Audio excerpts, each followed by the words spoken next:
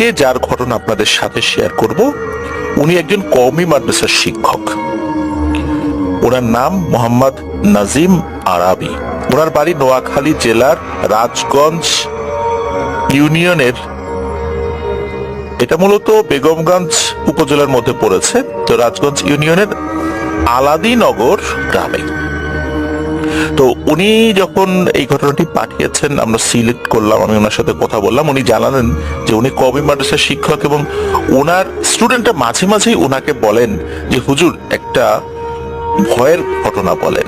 ঘটনাটি মূলত ঘটেছিল 2010 সালে।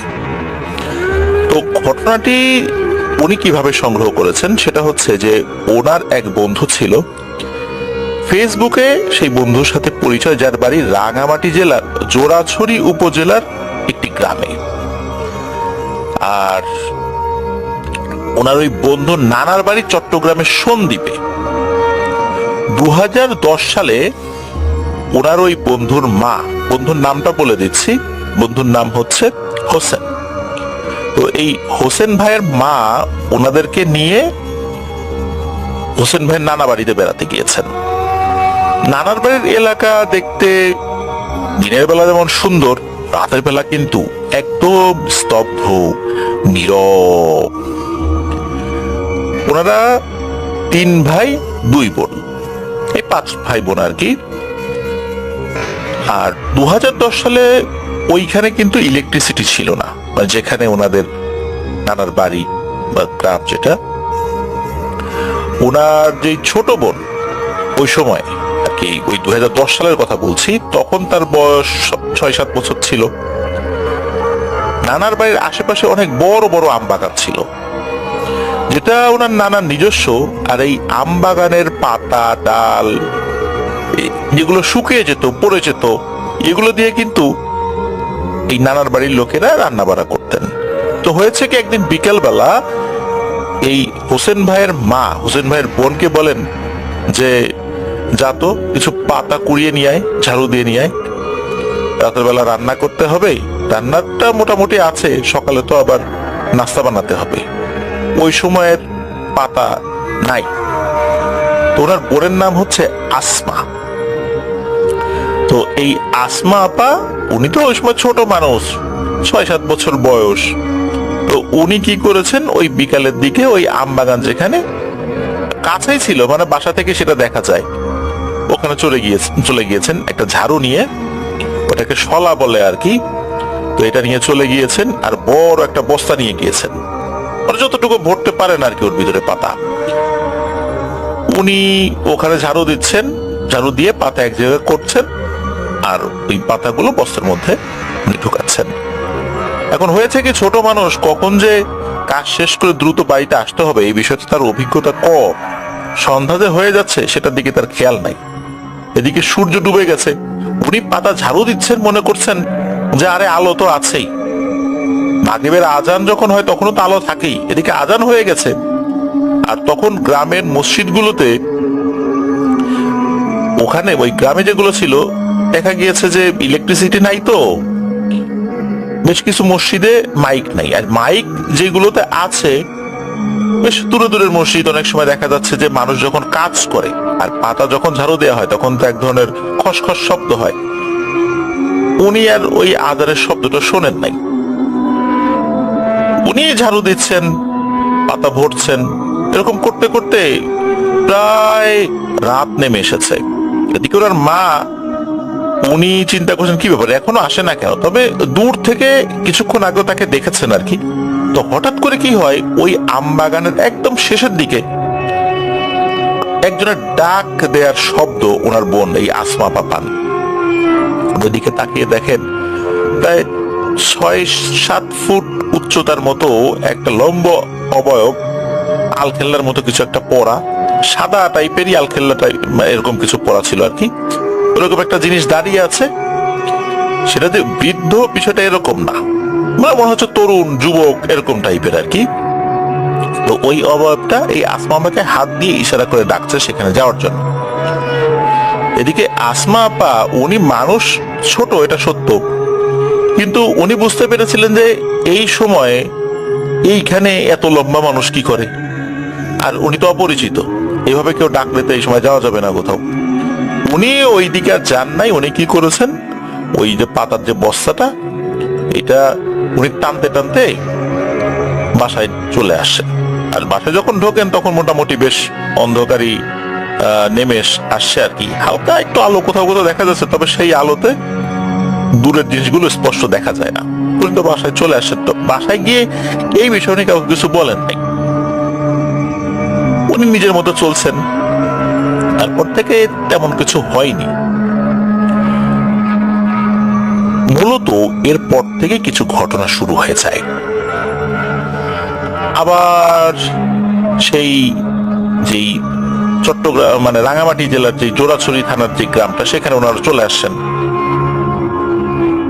এরপর ওইখানে আসার পর যথারীতি যেরকম ভাবে ওনারা জীবনযাপন করেন সেটা করছেন। তো এই হোসেন ভাইয়ের বাড়ির পেছনে একটা পাহাড় রয়েছে, পাহাড়ের নিচে একটি ঢালু জমি, সেখানে মূলত ওনাদের ঘর। এর ঠিক সামনে একটা চিকন খাল রয়েছে, তারপর আরেকটা ধানের জমি, তারপরে গিয়ে মানুষের চলাচলের রাস্তা। আর ওই বাড়িতে প্রথমে যেতে হলে রাস্তা থেকে নামতে হবে, তারপর ধানের জমির মাঝখান দিয়ে যেতে হবে, তারপরে সাঁকো দিয়ে ওই ছোট্ট খালটা পেরোতে হবে, এরপরে ওনাদের ঘর। তবে 2010 সালে ওনাদের আশেপাশে আধা কিলোমিটারের মধ্যে নাকি কোনো ঘর ছিল না। তো যাই হোক, বাড়িতে আসার পরে মূলত ঘটনা ঘটা শুরু হয় এই হোসেন ভাইয়ের মায়ের সাথে। মাঝে মাঝেই নাকি উনি রাতের বেলা, এমনকি দিনের বেলা তো বাস্তবেই বিশাল বড় একটা সাপ দেখতেন, তার সামনে দিয়ে চলে যাচ্ছে। তো হোসেন ভাইয়ের আম্মা ভাবতেন পাহাড়ি এলাকাতে এরকম বড় সড়ো সাপ হর হামেশাই দেখা যায়, অজগর সাপও দেখা যায়, হতে পারে এমনই কিছু, তো চলে যাচ্ছে, যাক, এটা নিয়ে গুরুত্ব দেওয়ার কিছু নাই। যারা পাহাড়ে আছেন তারা সাপ, জোক এগুলোর সাথে আসলে বেশ ভালোই পরিচিত। এটাকে উনি প্যারানরমাল কোনো কিছু যে ভেবেছেন বিষয়টা এরকম না, তবে একই সাপ বারবার ওনার সামনে দিয়ে যাচ্ছে, এটা যে একটা প্যারানরমাল বিষয় হতে পারে উনি এই বিষয়টা ওইভাবে বুঝতে পারেন নাই। তো যাই হোক, উনি তাহাজ্জুদের নামাজটা কখনোই মিস দিতেন না, প্রতিদিনই তাহাজ্জুদের নামাজ পড়ার জন্য উঠতেন। এরপর থেকে শুরু হলো আর একটা ঝামেলা, সেটা হলো সাপ দেখাটা বন্ধ হয়ে গেল।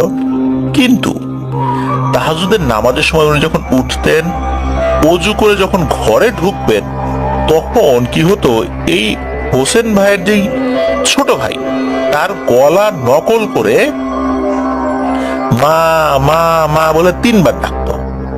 তো যখনই হোসেন ভাইয়ের আম্মু পেছন দিকে তাকাতেন, কিছু দেখতেন না, বা দূরেও কাউকে দেখা যেত না।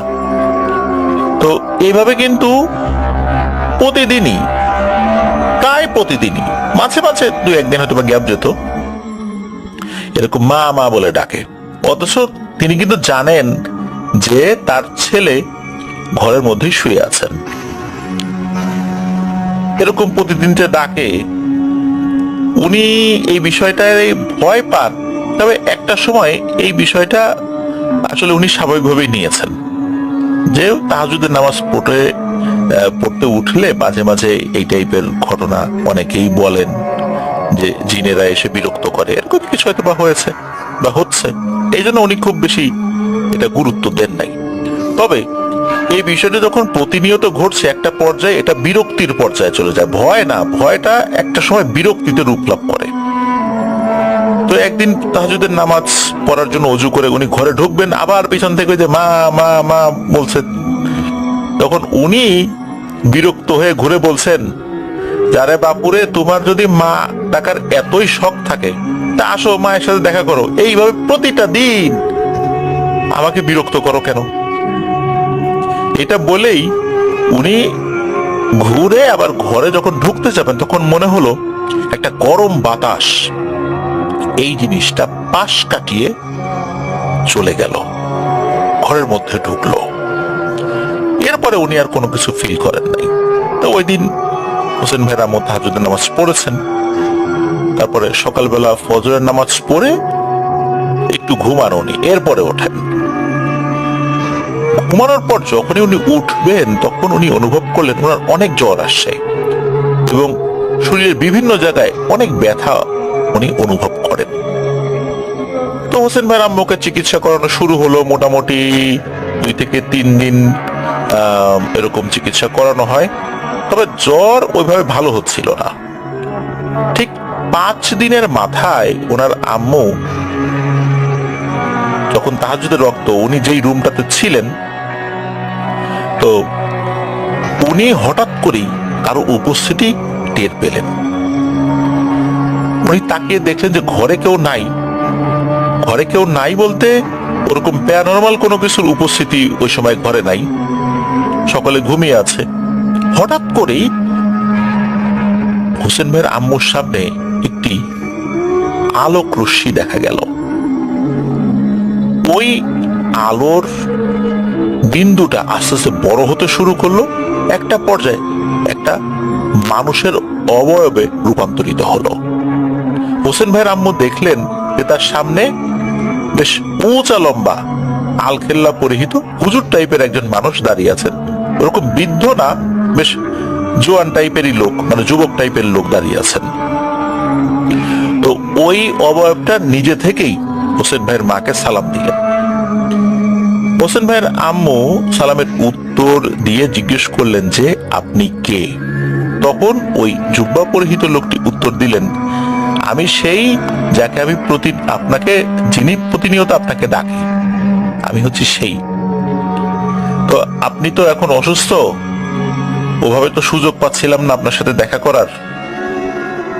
যেহেতু আজকে একটু সুযোগ পেলাম, মনে হলো আপনি আজকে আমার সাথে কথা বলার মতো অবস্থায় আছেন, এই জন্য আপনাকে দেখতে চলে এলাম। আপনি তো এই কয়দিন বাসা থেকে ওইভাবে বের হন নাই। এই কয়দিন ভোরবেলা উঠে ফজরের নামাজ পড়া বা তাহাজ্জুদ পড়ার অবস্থাতে আপনি ছিলেন না, অসুস্থ ছিলেন। আমি এই কয়দিন আপনার সাক্ষাৎ পাইনি, তাই আমি আপনার সাথে দেখা করার জন্য চলে আসছি। এদিকে কি হয়, হোসেন ভাইয়ের আম্মু কিন্তু একটুও ঘাবড়ালেন না, কোনো ভয় ভীতি ওনার মধ্যে ওই সময় কাজ করছিল না। একটা পর্যায়ে কি হয়, ওই অবয়বটি তার জুব্বার পকেটে থাকা একটি বোতল বের করে এবং বের করে বলেন যে আগামী 1 সপ্তাহ ধরে আপনি এটার পানি খাবেন, ইনশাল্লাহ আপনি ভালো হয়ে যাবেন। আর একটা নির্দিষ্ট আমল বলে দেন, ছোট্ট একটা আমল, যে যখন প্রয়োজন পড়বে আপনি নির্জন ঘরে বসে এই আমলটা অল্প সময় করলেই আমি বুঝতে পারবো আপনি আমাকে ডাকছেন, তখন আমি চলে আসবো ইনশাল্লাহ। আরো একটি কাজ নাকি করতে বলেছিলেন, সেটা অবশ্য ওই হোসেন ভাই এই নাজিম আরাবি ভাইকে বলতে ভুলে গিয়েছিলেন, এই জন্য ওই তথ্যটা পাওয়া যায় নাই। তবে হোসেন ভাইয়ের মা কিন্তু একটি ওয়াদা করিয়ে নিয়েছিলেন যে তুমি আমার পরিবারের কাউকে কোনো ক্ষতি করবে না, এই ওয়াদা করো। তখন নাকি সে সেই ওয়াদাটা করেছিল। তো যাই হোক, এই যে এই ব্যাপারটা শুধু হোসেন ভাইয়ের আব্বার সাথে শেয়ার করেছিলেন। তো হোসেন ভাইয়ের আব্বা কিন্তু ওই রকম প্র্যাকটিসিং মুসলিম ছিলেন না। জুম্মার নামাজগুলো রেগুলার পড়েন, আর ওয়াক্তীয় নামাজগুলো কোন ওয়াক্ত পড়েন কোন ওয়াক্ত পড়েন না, এরকম আর কি। মানে রেগুলার যে পড়বেন বিষয়টা এরকম না। উনি এটা শোনার পর ওইভাবে রেসপন্স করলেন না, বললেন যে আরে দূর, তুমি অসুস্থ, কি না কি দেখছো। যাই হোক, তবু তিনি তার স্বামীকে বিষয়টা জানিয়ে রাখলেন, এই আর কি। দিন যায়, মাস যায়, বছর যায়, এভাবে কিন্তু যাচ্ছে, বেশ অনেক দিন পার হয়ে গেছে, এরকম চলছে। হোসেন ভাইয়ের আম্মু কার সাথে যেন কথা বলে, ওনারা টের পান, কিন্তু জিজ্ঞেস করলে হোসেন ভাইয়ের আম্মু এড়িয়ে যেতেন, ওনারাও জোর করতেন না। এদিকে এই যে আসমা আপা, তার বয়স কিন্তু 15-16 এরকম হয়ে গেছে, বা এরকম প্লাস হয়ে গেছে। একদিন নাকি ওই জুব্বা পরিহিত লোকটি হোসেন ভাইয়ের আম্মুকে এসে সরাসরি একটা প্রস্তাব দেয়। সেটা শুনে হোসেন ভাইয়ের আম্মু তো একদম আসমান থেকে পড়েন। ওই জুব্বা পরা লোকটা বলে যে আপনার বড় মেয়ে আসমাকে আমি বিয়ে করতে চাই। এ কথা শোনার পর হোসেন ভাইয়ের আম্মু তো খুব অবাক হয়েছেন, ভয়ও পেয়েছেন, এই কারণে যে আসলে এটা পসিবল নয়। তবে হোসেন ভাইয়ের আম্মা সরাসরি না করেন নাই, না করলে যদি রেগে যায় তখন আবার একটা ঝামেলা হবে, ক্ষতি হতে পারে, ক্ষতি করতে পারে। এই জন্য উনি বললেন যে আচ্ছা ঠিক আছে, আমি আমার পরিবারের সাথে আলাপ আলোচনা করে দেখি তারা সম্মতি দেয় কিনা। তো ওভাবে বিষয়টা উপস্থাপন ওই জিনের সামনে করেছিলেন। এরপর এই বিষয়টা হোসেন ভাইয়ের আম্মা হোসেন ভাইয়ের আব্বার সাথে যখন শেয়ার করেন, হোসেন ভাইয়ের আব্বা ওরকম প্র্যাকটিসিং মুসলিম না হলেও উনি এই বিষয় সম্পর্কে অবগত ছিলেন। উনি বললেন যে এটা কিভাবে সম্ভব, একটা জিনের সাথে মানুষের বিয়ে, আমরা মা বাবা হিসাবে কি এটা মেনে নিতে পারি? আর এটা তো স্বাভাবিক বিষয় না, আমার মেয়েটা কখনোই স্বাভাবিকভাবে জীবনযাপন করতে পারবে না, তার সন্তানাদি হলেও তারা কিভাবে স্বাভাবিক মানুষের সাথে মিশবে, এরকম অনেক নিয়মের মধ্যে চলতে হবে, এটা তো আসলে ঠিক হবে না। সুতরাং আমরা এটাতে সম্মতি দিতে পারি না, অন্তত আমি দিতে পারি না। এই বিষয়ে হোসেন ভাইয়ের আব্বা হোসেন ভাইয়ের আম্মাকে সাফ জানিয়ে দিলেন। তো হোসেন ভাইয়ের আব্বা এটাও জানিয়ে দিলেন যে ওই জিন এসে তোমাকে মা ডাকে, তার মানে এই না যে সে আমাদের মেয়েকে বিয়ে করবে। তাকে আমার যেই অবস্থানটা এটা জানিয়ে দিও। এখন হোসেন ভাইয়ের আম্মাও তো রাজি না, উনি উপস্থিত বুদ্ধি করে ওই সময় পাশ কাটানোর জন্য বলেছিলেন ঠিক আছে চিন্তা ভাবনা করে দেখি। আর আশেপাশে বিশেষ করে ওই গ্রামে, পাহাড়ি এলাকার ওই ধরনের গ্রামে যে এমন কোনো ওঝা কবিরা ছিল না যে তাদের কাছে গিয়ে এই বিষয়টা উপস্থাপন করে সমস্যার সমাধানটা করবেন। আর আরেকটা বিষয়, হোসেন ভাইয়ের মা চাইতেন না যে উল্টো পাল্টা কারো কাছে এই বিষয়টা বলে বিপদ ডেকে আনতে। অনেক সময় দেখা গিয়েছে যে অনেক তান্ত্রিকের কাছে গিয়ে যখন বলা হয় এরকম একটা জিন আসে বা এরকম একটা পরী আসে, তখন ওই তান্ত্রিক গুলো এমন একটা পদ্ধতি অবলম্বন করে, সেটা করার পর ওই জিনকে বন্দি করে ফেলে, তাদেরকে দিয়ে বিভিন্ন ধরনের কাজ করায়, এটা সেইটা। তারপর দেখা যায় কি হিতে বিপরীত হয়ে যায়, অনেক বড় ধরনের বিপদ নেমে আসে। এই জন্য উনি এই বিষয়টা খুব সাবধানে হ্যান্ডেল করতে চাচ্ছিলেন। আর একটা বিষয়, জিন যেহেতু ওয়াদা করেছিল কোনো ক্ষতি করবে না, এই জন্য উনি সেই কথার উপর বিশ্বাস করে কখনোই উনি কোনো কবিরাজের কাছে যান নাই। তো এই ঘটনার আরো 2 থেকে 3 দিন পর ওই জিনটি রাতের বেলা আবার হোসেন ভাইয়ের আম্মার কাছে আসে, এসে বলে যে আমি জানি আপনারা রাজি না, কিন্তু আপনাদেরকে একটা কথা বলে যেতে চাই যে আমি যেটা চেয়েছি সেটা আমি একদিন আগে হোক পরে হোক আমি নেবই। এই কথা বলে সে চলে যায়। এরপরও প্রায় 3-4 মাস চলে যায়, এর মধ্যে সে আর আসে নাই। মানে মাঝে মাঝে এসে যে হোসেন ভাইয়ের আম্মার সাথে কথা বলে অদৃশ্যভাবে, এটাও আসে নাই। হঠাৎ করে হয় কি, সকালবেলা উঠে হোসেন ভাইয়ের বড় বোন আসমাকে খুঁজে পাওয়া যাচ্ছে না। আশেপাশে ধানের জমির পাশে, রাস্তায়, পাহাড়ে, ওনাদের সাধ্য অনুযায়ী সব জায়গায় খুঁজে আসা হয়, কিন্তু আসমান নেই। তখন হোসেন ভাইয়ের আম্মা চিন্তা করলেন যে কি হতে পারে, নিশ্চয়ই ওই জিনটা কোনো একটা ঘটনা ঘটিয়েছে। তখন আমল করা শুরু করলেন, যে আমলটা ওই জিন শিখিয়ে দিয়েছিল। তো যখন আমল করা শুরু করেছেন, সত্যি সেই জিনটা আসে। আসার পর সে যেই সুরতে আসতো ওই সুরতেই আসে, এসে সালাম দিয়ে হাসি দিয়ে বলে যে আপনার চিন্তার কিছু নেই, আসমা আমার কাছেই আছে, আপনার চিন্তা করবেন না, আমি 1 সপ্তাহ পর ওকে দিয়ে যাব। এ কথা বলে কোনো কথার সুযোগ না দিয়েই ওই জিনটা চলে যায়। এরপর তো ওনার আম্মা কান্নাকাটি শুরু করেছেন, তবে কি হয়েছে এটা কিন্তু ভাই বোনকে বুঝতে দিলেন না যে আসমা কোথায়। কেউ কিছু প্রশ্ন করলে একটা বুঝ দিয়ে চুপ করিয়ে দিলেন। আর পাহাড়ি এলাকায় তো আসলে একটা বাড়ি থেকে আরেকটা বাড়ির দূরত্ব বেশিই থাকে। আসমা এমনিতেও বাইরে খুব একটা যেত না, যার কারণে সে যে নাই এই বিষয়টা পাড়া প্রতিবেশীর কেউ আসলে বুঝতেও পারেন নাই। আর এই বিষয়ে হোসেন ভাইয়ের আম্মা কাউকে জানানোর চেষ্টা তো করলেনই না, উল্টো বিষয়টা খুব কঠোর ভাবে গোপন রেখেছেন। ঠিক 1 সপ্তাহ পর অনেক রাত, ওনাদের বাড়ির পাশে যে পাহাড়টা রয়েছে, মনে হলো ওই পাহাড়ে ঝড় শুরু হয়েছে, শো শো বাতাসের শব্দ। এরই মধ্যে একটা গাছ মরমর করে ভেঙে যায়। এরপর একদম সবকিছু ঠান্ডা। এরপর হোসেন ভাইয়ের আম্মা সবাইকে বলেন, মানে বাসার সবাইকে বলেন, কেন যেন মনে হচ্ছে আসমাকে দিয়ে গেছে, চল তো পাহাড়ের দিকটাতে যাই। ওরা সবাই মিলে ওদিকে গিয়ে সত্যি দেখেন যে ওই গাছটা ভেঙে গেছে, ওইখানেই আসমা আপা পড়ে আছেন। সবাই মিলে ওনাকে ধরাধরি করে বাসায় নিয়ে আসেন, তাকে পানিটা নিয়ে ছিটা দেওয়া হয়, জ্ঞান ফেরে। আসমা আপা উনি জানান যে রাতের বেলা উনি ওয়াশরুমে গিয়েছিলেন, বের হওয়ার পর মনে হলো তার সামনে দিয়ে একটা গরম বাতাস ঘোরাফেরা করছে, একবার গায়ে লাগে অন্যদিকে যায়, এরপর ওনার কিছু মনে নাই। তো এটা নিয়ে আসলে ওনারা আর কোনো কথাও বাড়ান নাই। এভাবে দিন যাচ্ছে, সপ্তাহ যাচ্ছে, মাস যাচ্ছে। এই আসমা আপার মধ্যে একটা পরিবর্তন দেখা যায়, সেটা হচ্ছে যে ওনার আচার আচরণে পরিবর্তন, বিষয়টা এরকম না, স্বাভাবিকই ছিল। সেটা হচ্ছে যে একজন গর্ভবতী মহিলার যে ধরনের পরিবর্তন দেখা যায়, সেই ধরনের কিছু পরিবর্তন দেখা দিচ্ছে।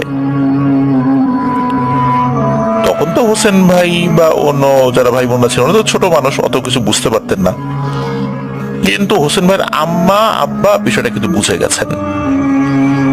তখন সেই রাত্রেই হোসেন ভাইয়ের আম্মা ওই জিনটাকে স্মরণ করেন, সে আসে। তখন ওই জিনটা জানায় যে আসমাকে সে তার দেশে নিয়ে বিয়ে করেছেন।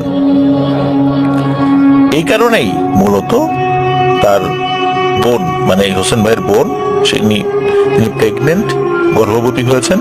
তবে এই বিষয় নিয়ে কোনো চিন্তা করতে মানা করেছেন। ওই জিনটা বলে যা কিছু হয়েছে শরীয়ত সম্মতভাবে হয়েছে, এটা নিয়ে আপনার দুশ্চিন্তা করার কোনো কারণ নাই। তবে দুশ্চিন্তার কারণ যেটা আছে সেই চিন্তা আমার, মানে ওই জিনটা বলে সেই চিন্তা আমার, সেটা আমি আপনাদেরকে বলে আপনাদের দুশ্চিন্তা বাড়াতে চাই না। আসমার জন্য যেটা ভালো, আপনাদের জন্য যেটা ভালো, আমি সেটাই করব, এটা বলে। এরপর ওই জিনটা কিছু ফল, পানি, কিছু কিছু ফল দেন, এগুলো নাকি একদম ধবধবে সাদা, একদম সাদা ফল কিন্তু খুব কম দেখা যায়, কিন্তু কিছু ফল দেন একদম সাদা।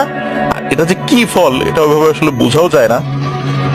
তো এই ফলগুলো খাওয়াতে বলা হয়, যে আসমাকে এইগুলো খাওয়াবেন। তো যাই হোক, হোসেন ভাইয়ের আম্মু বিষয়টা ওভাবেই চালিয়ে যাচ্ছিলেন আর কি। কিন্তু এখানে আর একটা অদ্ভুত ব্যাপার, সেটা হচ্ছে হোসেন ভাই বলেছিলেন যে প্রেগনেন্ট মহিলাদের গর্ভে যখন সন্তান বড় হতে থাকে তখন কিন্তু পেটটা ফুলে যেতে থাকে।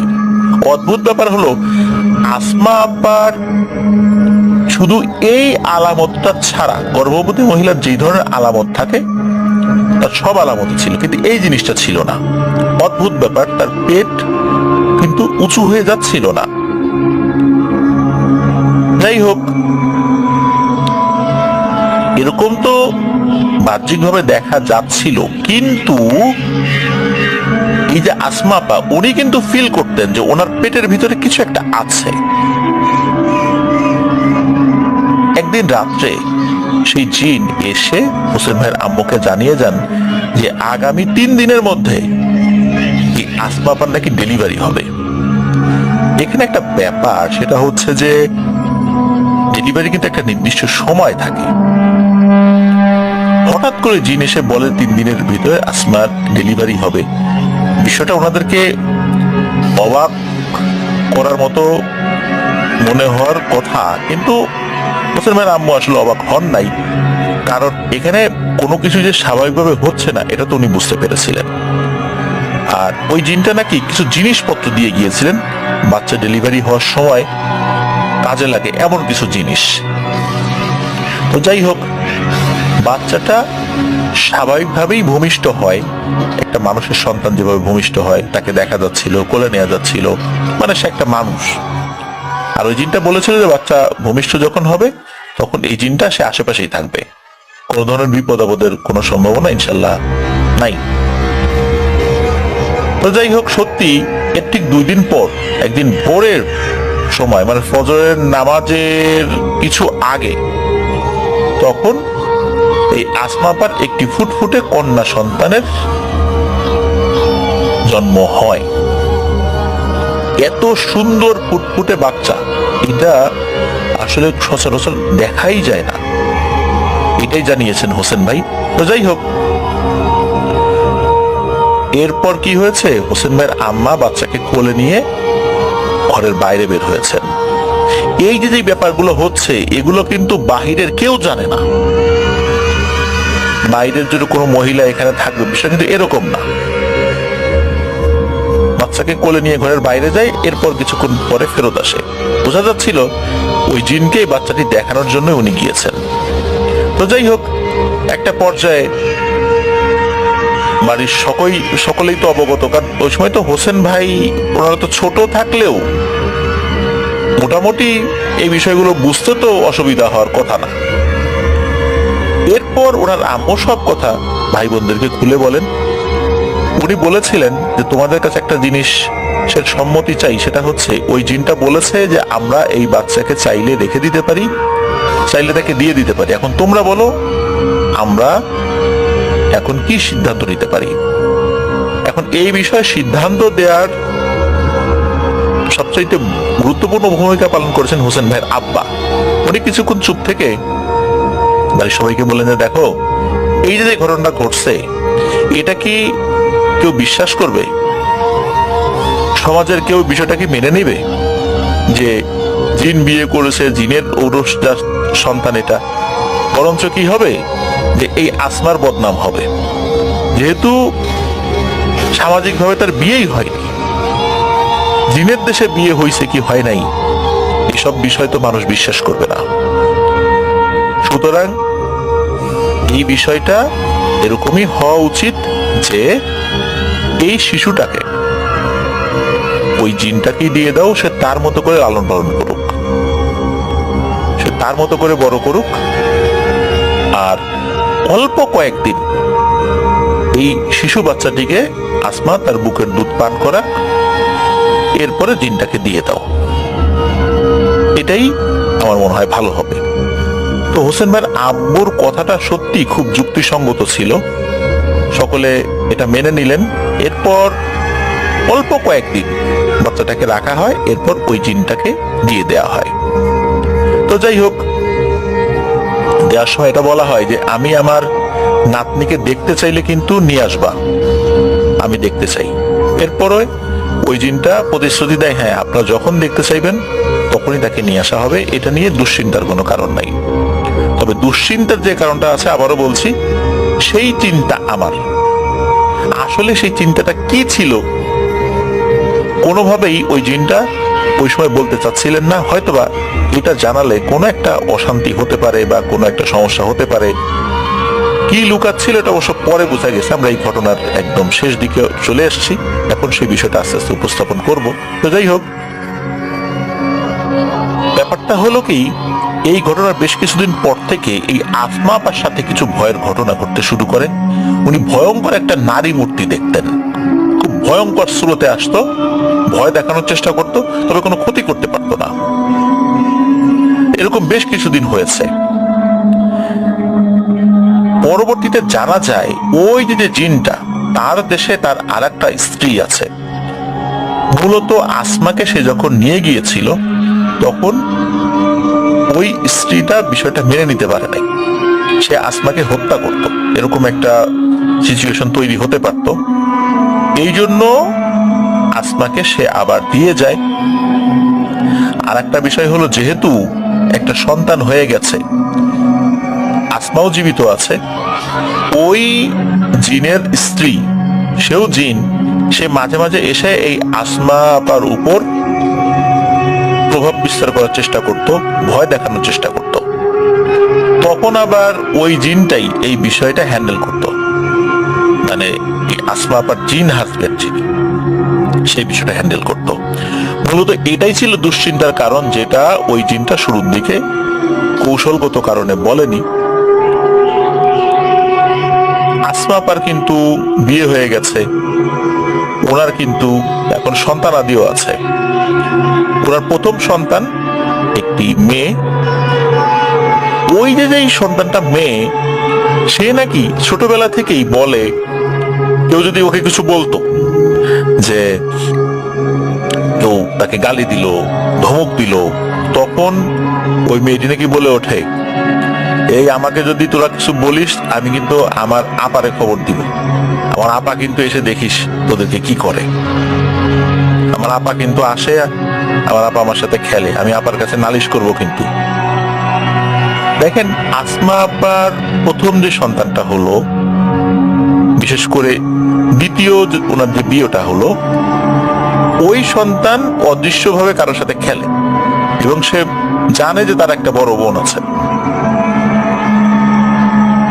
এখনো একটা অদ্ভুত ঘটনা ঘটতে থাকে। আসমা আপার যিনি হাজবেন্ড, উনি ঢাকা চট্টগ্রাম হাইওয়েতে উনি একটি বাস চালান, যাত্রীবাহী বাস, বেশ রিনাউন্ড কোম্পানি একটা বাস। উনি নাকি মাঝে মাঝে রাতের বেলা, বিশেষ করে নাইট কোচ যখন চালান, তখন তো বিভিন্ন ধরনের সমস্যা হয়, বা দিনের বেলা তো ওনার যখন ডিউটি থাকে, নিশ্চিত অ্যাক্সিডেন্ট হয়ে যাবে এমন সিচুয়েশনও কেমন জানি মনে হয় যে অদৃশ্যভাবে উনি একটা গায়েবী হেল্প পেয়েছেন। ওনার কাছে এখনো সেটা মনে হয়। তবে আসমা আপা উনি কোনোভাবেই এই বিষয়টা ওনার হাজবেন্ডকে বলেন নাই, তার শ্বশুরবাড়ির লোকজন বিষয়টা জানে না, এখনো জানার নাই, হয়তো বা সময় হলে জানাবেন বিষয়টা। তো এভাবেই কিন্তু বিষয়টা চলছে। আসমা আপার এখন মোটামুটি উনি ভালোই আছেন, আলহামদুলিল্লাহ, ওনার কোনো সমস্যা নাই। মাঝে মাঝেই ওই যে জিনটা, ওই জিনটা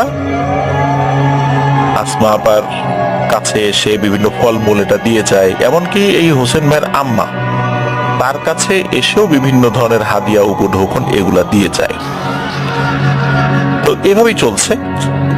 এই নাজিম আরাবী ভাই উনি হোসেন ভাইকে জিজ্ঞেস করেছেন যে ওই যে ভাগিনী, ওই ভাগিনীকে তোমরা এখন দেখো কিনা। তখন ওই হোসেন ভাই বলেছিলেন যে হ্যাঁ, মাঝে মাঝে উনি দেখেছেন যখন নিয়ে যায়, এর পরেও বিভিন্ন সময় দেখেছেন, তবে রেগুলার সে আসে না, রেগুলার সে আসে না, আর রেগুলার আসা তার পক্ষে সম্ভব নয়। তার বাবা জিন, মা মা হলেও তাকে যেহেতু জিনের দেশে নিয়ে যাওয়া হয়েছে, আর তার জন্ম হয়েছে এমন একটা সময়, নির্দিষ্ট সময় তাকে ঘরের মধ্যেই রাখতে হয়েছিল, এটা একটা নির্দিষ্ট কারণ অবশ্যই আছে। হতে পারে যে ও আসলে জিনেদের সমাজে রয়েছে, আর ওকে মানুষ হিসাবে দেখলেও সে মূলত জিনই। তো যাই হোক, এটার পিছনে কারণ হিসাবে বলেছেন যেহেতু তার আর একজন ভাগ্নি, সে তার বড় বোনকে দেখে অদৃশ্যভাবে, সুতরাং বলাই যায় যে তার ওই ভাগিনীটা জিনের জগতে জিন হয়েই বড় হচ্ছে, এবং জিনেদের যে সমস্ত বৈশিষ্ট্য, সেই বৈশিষ্ট্যগুলোই পেয়েছে।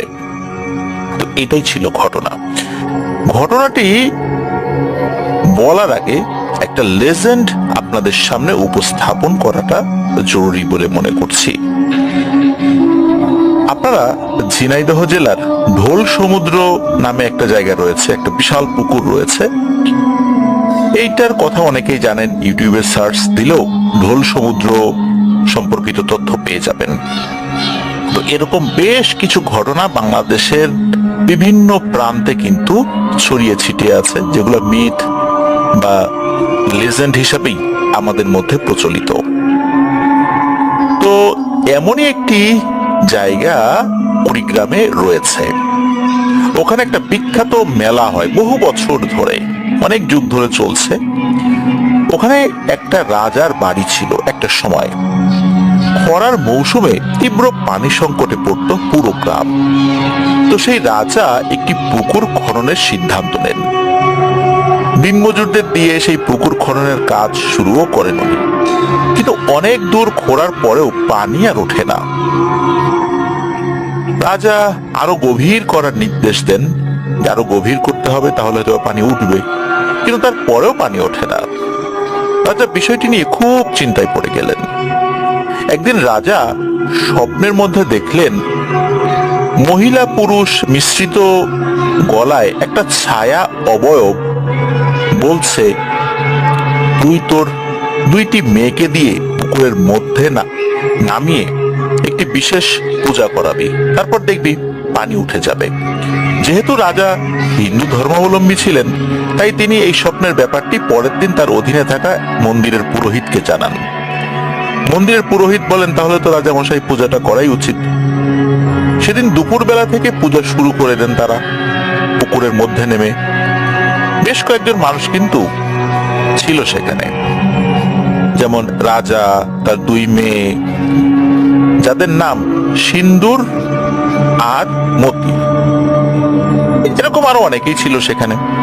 পূজা করার এক পর্যায়ে সবাই লক্ষ্য করে মাটি ফেটে পানি বেরিয়ে আসছে, কিন্তু পানি এত জোরে পুকুরের ভিতরে জমা হচ্ছে যে কয়েক মুহূর্তের মধ্যেই হাঁটু সমান পানি হয়ে যায়। সবাই দৌড়ে পুকুরের উপরে চলে আসে, কিন্তু ঠিক সেই সময় সিন্দুর ও মতি কোনোভাবেই উপরে উঠতে পারেনি, যার ফলে তারা পুকুরে ডুবে যায়। এরপর রাজা তার লোকবল দিয়ে অনেক খোঁজার চেষ্টা করেও এই সিন্দুর ও মতি 2 বোনকে আর খুঁজে পান না। বহু বছর পরেও একটি ঘটনা মানুষ কিন্তু বিভিন্ন সময় দেখেছেন বলে জানা যায়। বহু বছর ধরে নাকি ওই দিনটাতে, যেই দিনে সিন্দুর ও মতি পানির নিচে হারিয়ে গিয়েছিল, 2টো হাত নাকি দেখা যেত পানির উপরে ভেসে উঠত। এখন আর অবশ্য এরকমটা হয় না বলে জানিয়েছেন আমাদেরকে মাসুদ রানা। তো তখন থেকেই প্রতি বছর সিন্দুর মতির নামে একটি মেলা অনুষ্ঠিত হয়ে আসছে সেখানে। এই তো গেল সেই পুকুর রিলেটেড এক মিথ যেটা প্রচলিত রয়েছে সেই কথা। এবার আসি ঘটনায়। ঘটনাটি মাসুদ রানা সংগ্রহ করেছেন ওনার ফ্রেন্ডের কাছ থেকে। মূলত তার দাদার পরিবারের সাথে ঘটে যাওয়া ঘটনা। তার দাদারা ছিলেন 4 ভাই। ঘটনার সময়কাল 1950-এর দশকের আশেপাশে কোনো একটা সময় হবে। ওনার ফ্রেন্ডের দাদার বড় ভাইয়ের নাম হচ্ছে আলিম মিয়া।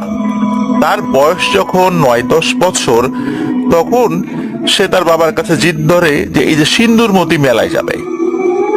যেহেতু সিন্দুরমতির মেলার সাথে আমাদের ঘটনার একটা সম্পর্ক রয়েছে, যে সিন্দুরমতি মেলা কিভাবে আসলো এটা বলার জন্যই সেই মিথটা আপনাদেরকে বললাম। তো সিন্দুরমতির মেলায় তো যাবেন। এখন আলিম মিয়া তার বাবাকে বলেছেন মেলায় নিয়ে যেতে, অনেক জোরাজোরি করছে, বাবাও রাজি হন। এখন আলিম মিয়ার বাবার নাম হচ্ছে ভেরু মিয়া। তো এই ভেরু মিয়ার সব থেকে বড় যে সন্তান তিনি হচ্ছেন আজিজ মিয়া। তবে এই আজিজ মিয়ারা আবার 2 যমজ ভাই। এই 2 যমজ ভাইয়ের মধ্যে আগে যিনি জন্ম নিয়েছেন তিনি হচ্ছেন আজিজ মিয়া। তো আরেকজন আছে, তার নাম জসিম মিয়া। তবে আজিজ মিয়ার যে যমজ ভাই তার নামটা মাসুদ রানা বলতে পারেন নাই। এই আজিজ মিয়া হচ্ছেন এই মাসুদ রানার ফ্রেন্ডের দাদা। আর মাসুদ রানার ফ্রেন্ডের নাম হচ্ছে রাকিবুল হাসান খোকন। তাদের বাড়ি ওই বিদ্যানন্দ ইউনিয়নেই। তো ভেরু মিয়ার 2 সন্তান বয়স একটু ছোট হওয়ায় তিনি এই আজিজ মিয়া এবং আলিম মিয়াকে নিয়েই সেই মেলার উদ্দেশ্যে রওনা হন। আজিজ মিয়ার যিনি যমজ ভাই আছেন তাকে আর নেন নাই, আর অন্য 2 জন তার আবার বয়সে ছোট। এই জন্যই মূলত এই আজিজ মিয়া এবং আলিম মিয়াকে নিয়ে সেই মেলার উদ্দেশ্যে রওনা হয়েছেন। যেতে যেতে প্রায় দুপুর হয়ে যায়। তখন হেঁটেই যেত সবাই। 7-8 কিলোমিটারের রাস্তা ছিল সেই সিন্দুরমতি মেলায় যাওয়ার জন্য। মানে ওনাদের ওই গ্রাম থেকে যে ওই মেলায় যাবেন, পথটা এতটা দূরত্ব ছিল আর কি। ওই মেলার একদম মাঝখান, সেখানে কিন্তু ওই বিশাল পুকুরটা, 1 বা 1.5 একর জায়গা নিয়ে এই পুকুরটা। আর পুকুরের চারদিকে বড় বড় রাস্তা। এই রাস্তার চারপাশ দিয়েই মেলা বসে, অনেক ভিড় হয়, দূর দূরান্ত থেকে লোকজন আসে, যেহেতু অনেক বছরের পুরনো মেলা। পুকুরের চারদিকে বেশ কিছু বট গাছও রয়েছে। বট গাছগুলো বেশ পুরনো।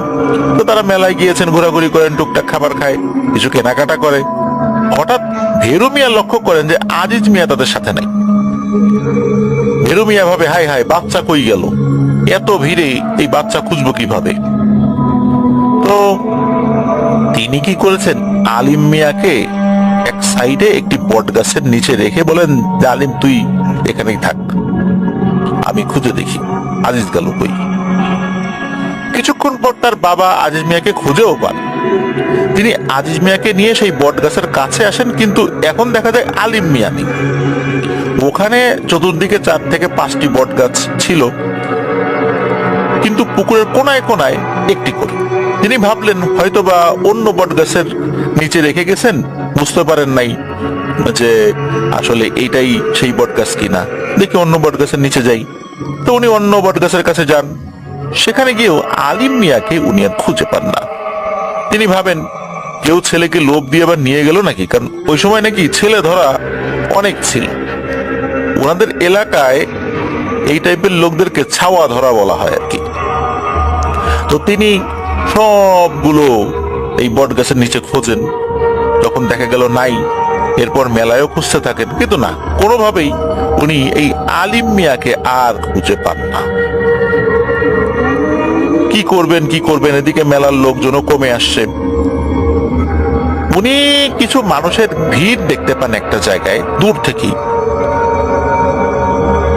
উনি সেখানে যান।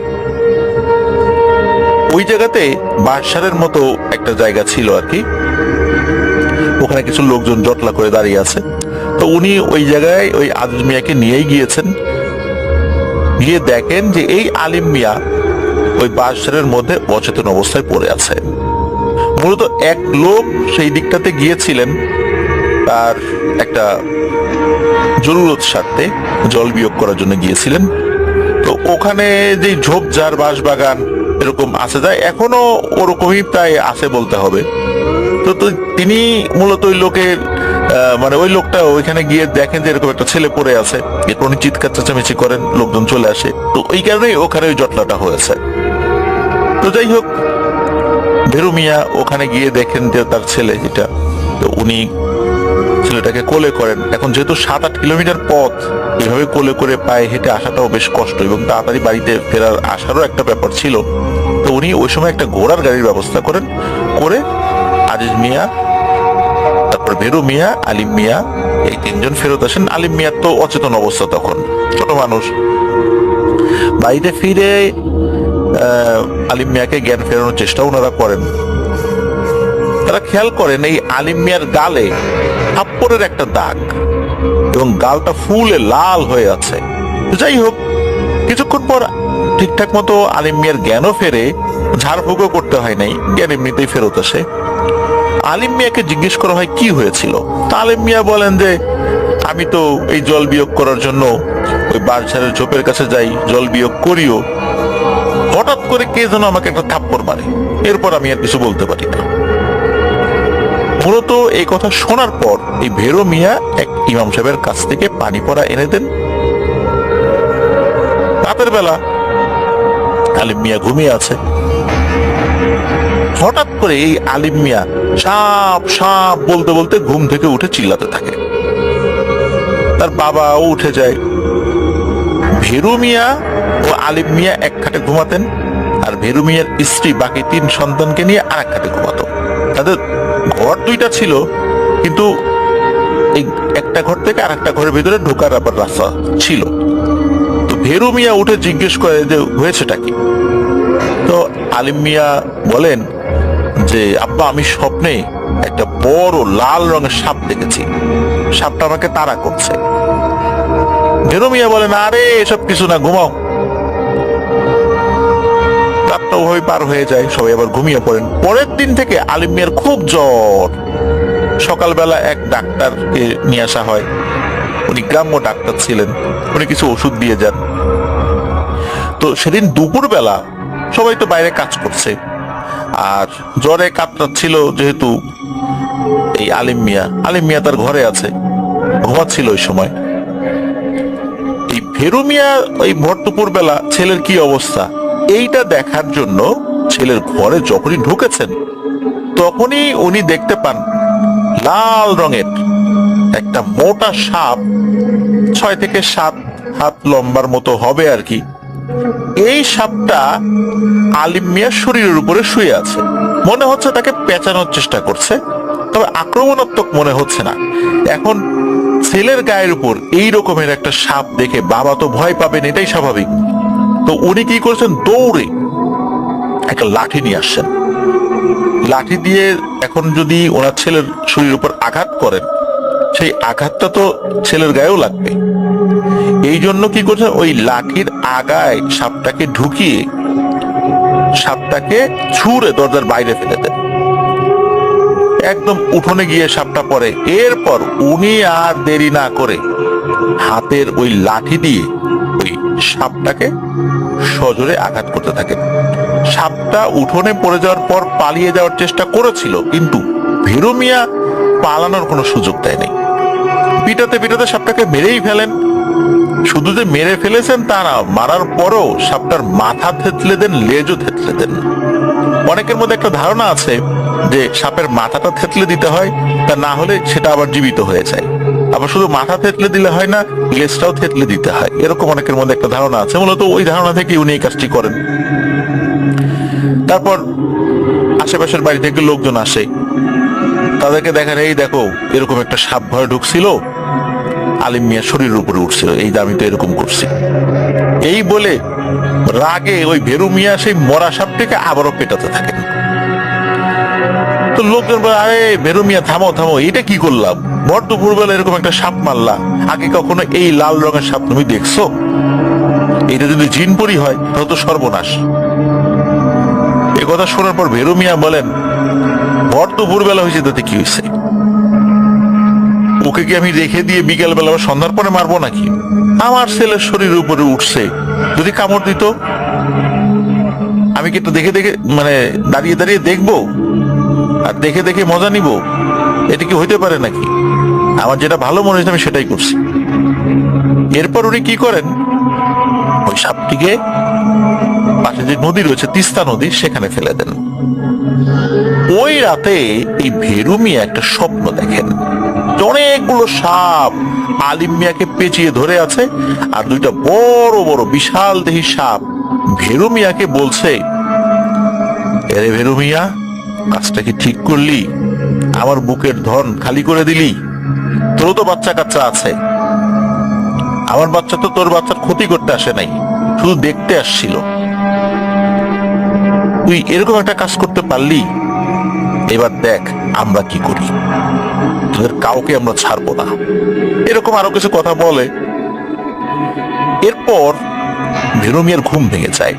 উনি ভাবলেন হয়তো আজ এত বড় একটা সাপ মেরেছেন, অনেকে অনেক কথা বলেছে জিনপরি হয় কিনা, এই জন্য তো ভুলভাল দেখেছেন আর কি। এবার উনি আবারও ঘুমিয়ে পড়েন। এভাবে কেটে যায় 2-3 দিন। একদিন রাত্রে এই ভেরু মিয়া ঘুমিয়ে আছেন, হঠাৎ করে সাপের হিস হিস শব্দে তার ঘুম ভেঙে যায়। তিনি তো ভয় পেয়ে উঠে বসেন, ভাবলেন যে ঘরে সাপ ঢুকলো নাকি। তো উনি বুঝতে পারলেন যে ঘরের বাইরে বেড়ার ওপাশে সাপের হিস হিস আওয়াজ আসছে। উনি উঠে হারিকেনের আলোটা বাড়িয়ে হাতে একটি লাঠি নিয়ে বের হন, কিন্তু আশেপাশে উনি কিছুই দেখতে পান না। এভাবেই ওই রাতটা কেটে যায়। পরের দিন তিনি আর তার স্ত্রী উঠোনে কাজ করছিলেন, আর আলিম মিয়া ও আজিজ মিয়া তারা তাদের ভাইদের সাথে মাঠে খেলা করছিলেন। হঠাৎ আজিজ মিয়া দৌড়ে এসে বলতে থাকে, আব্বা তাড়াতাড়ি আসো, ভাইকে সাপে কেটেছে।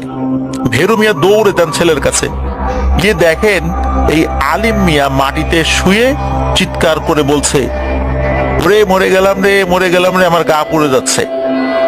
তখন তাকে ধরাধরি করে তাড়াতাড়ি একজন ওঝার কাছে নিয়ে যাওয়া হয়, যিনি সাপে কাটা রোগীর চিকিৎসা করতেন, বিষ নামাতে পারবেন। তিনি ওই এলাকার এক নাম করা ওঝা ছিলেন আর কি, তার নাম ছিল আইনাল ফকির। তো তার কাছে নিয়ে গেলে উনি অনেকক্ষণ চেষ্টা করেন বিষ নামানোর জন্য, কিন্তু তিনি ব্যর্থ হন।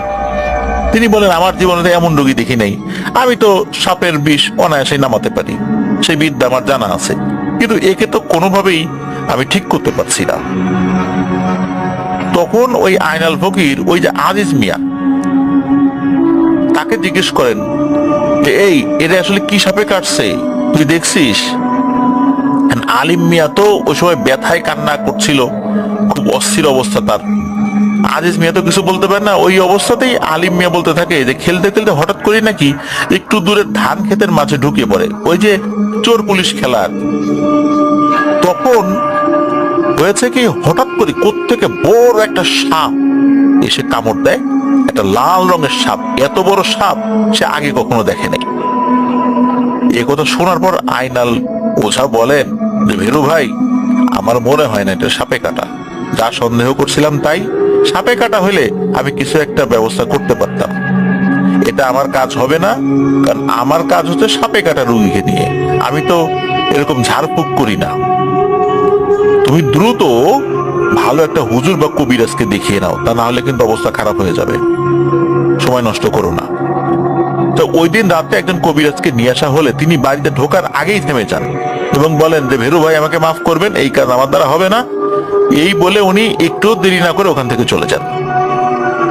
এদিকে বিষের যন্ত্রণায় আলিম মিয়ার তো অবস্থা খারাপ। যন্ত্রণায় কাতরাতে কাতরাতে ওই রাত্রেই আলিম মিয়া মারা যান। পরিবারে নেমে আসে শোকের ছায়া। আশেপাশের বিভিন্ন লোকজন বলতে থাকে, দেখছো ভেরু মিয়া কি হইলো? সেদিন ওই সাপটা মারলা, আজ তোমার ছেলে মরলো। বলছিলাম না যে এইভাবে ভর দুপুরে তোমার সাপটা মারা উচিত হয় নাই? আর ওই সাপটাও স্বাভাবিক সাপ ছিল না, এটা তো দেখেই বোঝা যায়। তুমি তো কথা শুনলাই না, উল্টা মৃত সাপটাকেও আরো কতবার আঘাত করলা। কাজটা তো ভালো হয় নাই। ভেরু মিয়া বুঝতে পারেন যে আসলেই কোনো একটা বিপদ উনি ডেকে এনেছেন। উনি কোনো কথা না বলে ওই সময় চুপ করে থাকেন, সকলের কথা শোনেন। কি করবেন, আসলে বলার তো কিছু নাই ওই সময় ওনার। এবার তিনি পরের দিন রাত্রে আর একটা স্বপ্ন দেখেন। উনি স্বপ্নে দেখেন আজিজ মিয়াকে অনেকগুলো সাপ জড়িয়ে রেখেছে, আর দুইটা বড় লাল সাপ বলছে, ভেরু মিয়া রে, এখনো আরো অনেক লাশ দেখা বাকি আছে তোর, তারপর তুই নিজেও লাশ হবি। এই ভয়ঙ্কর স্বপ্নটা দেখার পর আবারও তার ঘুম ভেঙে যায়। এবার তিনি আবারও শুনতে পান ঘরের বাইরে সাপের হিস হিস শব্দ। তিনি ভয়ে বিছানা থেকে নামারই সাহস পান না। এই সাপের হিস হিস শব্দের মধ্যেই তিনি কিছু কথা শুনতে পান। মনে হচ্ছে ওই হিস হিস শব্দের মাঝেই কেউ বলছে, মরবি মরবি, সবাই মরবি। এরপর আর কোনো শব্দ শুনতে পান না। এইভাবে সেই রাতটা শেষ হয়ে যায়। পরের দিনের কথা, তার স্ত্রী সন্ধ্যাবেলায় রান্নাঘরে রান্না করছিলেন। সাধারণত গ্রামে দেখা যায় কি সন্ধ্যার আগেই রাতের রান্নাগুলো শেষ হয়ে যায়। তো ভাত যখন রান্না করেছেন, ভাত রান্না করার পর ভাতের যে মার বা ফ্যান বলি, এটা তো ফেলে দিতে হয়। তো একটা বিশেষ পদ্ধতিতে ভাতের মার বা ফ্যান আগে ঢালতে হয়, এরপরে সেই মার বা ফ্যানটা বাইরে ফেলে দিতে হয়। উনি তো ভাত রান্না করেছেন, একটা পাত্রে সেই ফ্যানগুলো ঢেলেছেন। তো ওই মারগুলো বা ফ্যানগুলো ফেলার জন্য উনি একটা জায়গা যাবেন, আর কি পাশে একটা খাদের মতো আছে, ওইখানে ফেলবেন। এমন সময় উনি দেখতে পান একটা মহিলা অবয়বের মতো, শাড়ি পরা, হাত পা সবকিছু মানুষের মতো, কিন্তু ঠিক গলা থেকে মাথা পর্যন্ত সাপ ফণা ধরলে যেরকম চ্যাপ্টা হয়ে থাকে না, ওই রকম মাথা। এটা দেখে উনি ভয়ে হিতাহিত জ্ঞান শূন্য হয়ে যান। কি করতে হবে উনি বুঝতে পারেন না। উনি ভয়ে কি করছে, তার হাতে যেই গরম ভাতের মাঠ ছিল সেটা ছুঁড়ে মারছে ওই অবয়বটার দিকে, আর জোরে চিৎকার দিচ্ছেন, এ রে, কে কোথায় আসরে, তাড়াতাড়ি আসরে। কি একটা জিনিস এখানে দাঁড়ায় আছে। এই ভাতের গরম মার গিয়ে পড়েছে ওই অবয়বটার একদম মুখের উপরে। এরপরেই ওই অবয়বটা একটা চিৎকার দিয়ে উধাও হয়ে যায়। তো ভেরু মিয়ার স্ত্রীর চিৎকারে আশেপাশের লোকজন ছুটে আসে। এই ভেরু মিয়ার অন্য ভাইদের বাড়িও ছিল তো পাশাপাশি, তারাও ছুটে আসে। জিজ্ঞেস করে কি হয়েছে, তখন ভেরু মিয়ার স্ত্রী সবকিছু খুলে বলেন।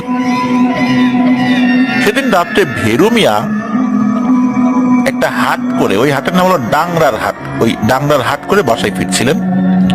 তো আগের রাস্তা ছিল নদীর পাড় দিয়ে। তিনি যখন নদীর পাড়ে এসে পড়েছেন, তিনি লক্ষ্য করেন তার সামনে একজন লোক হেঁটে যাচ্ছে। তিনি অন্ধকারের মধ্যেই সালাম দিলেন আর জিজ্ঞেস করলেন, কে ভাই ওখানে? তখন ওই লোকটি কোনো উত্তর দিল না, সালামের জবাবও দিল না। লোকটি হাঁটছে কিন্তু আগে আগে, ভেরু মিয়া পিছনে পিছনে। হঠাৎ করে কোথা থেকে যেন সাপের হিস হিস শব্দ ভেসে আসতে থাকে। ভেরু মিয়ার কাছে ওই সময় লাইট ছিল না,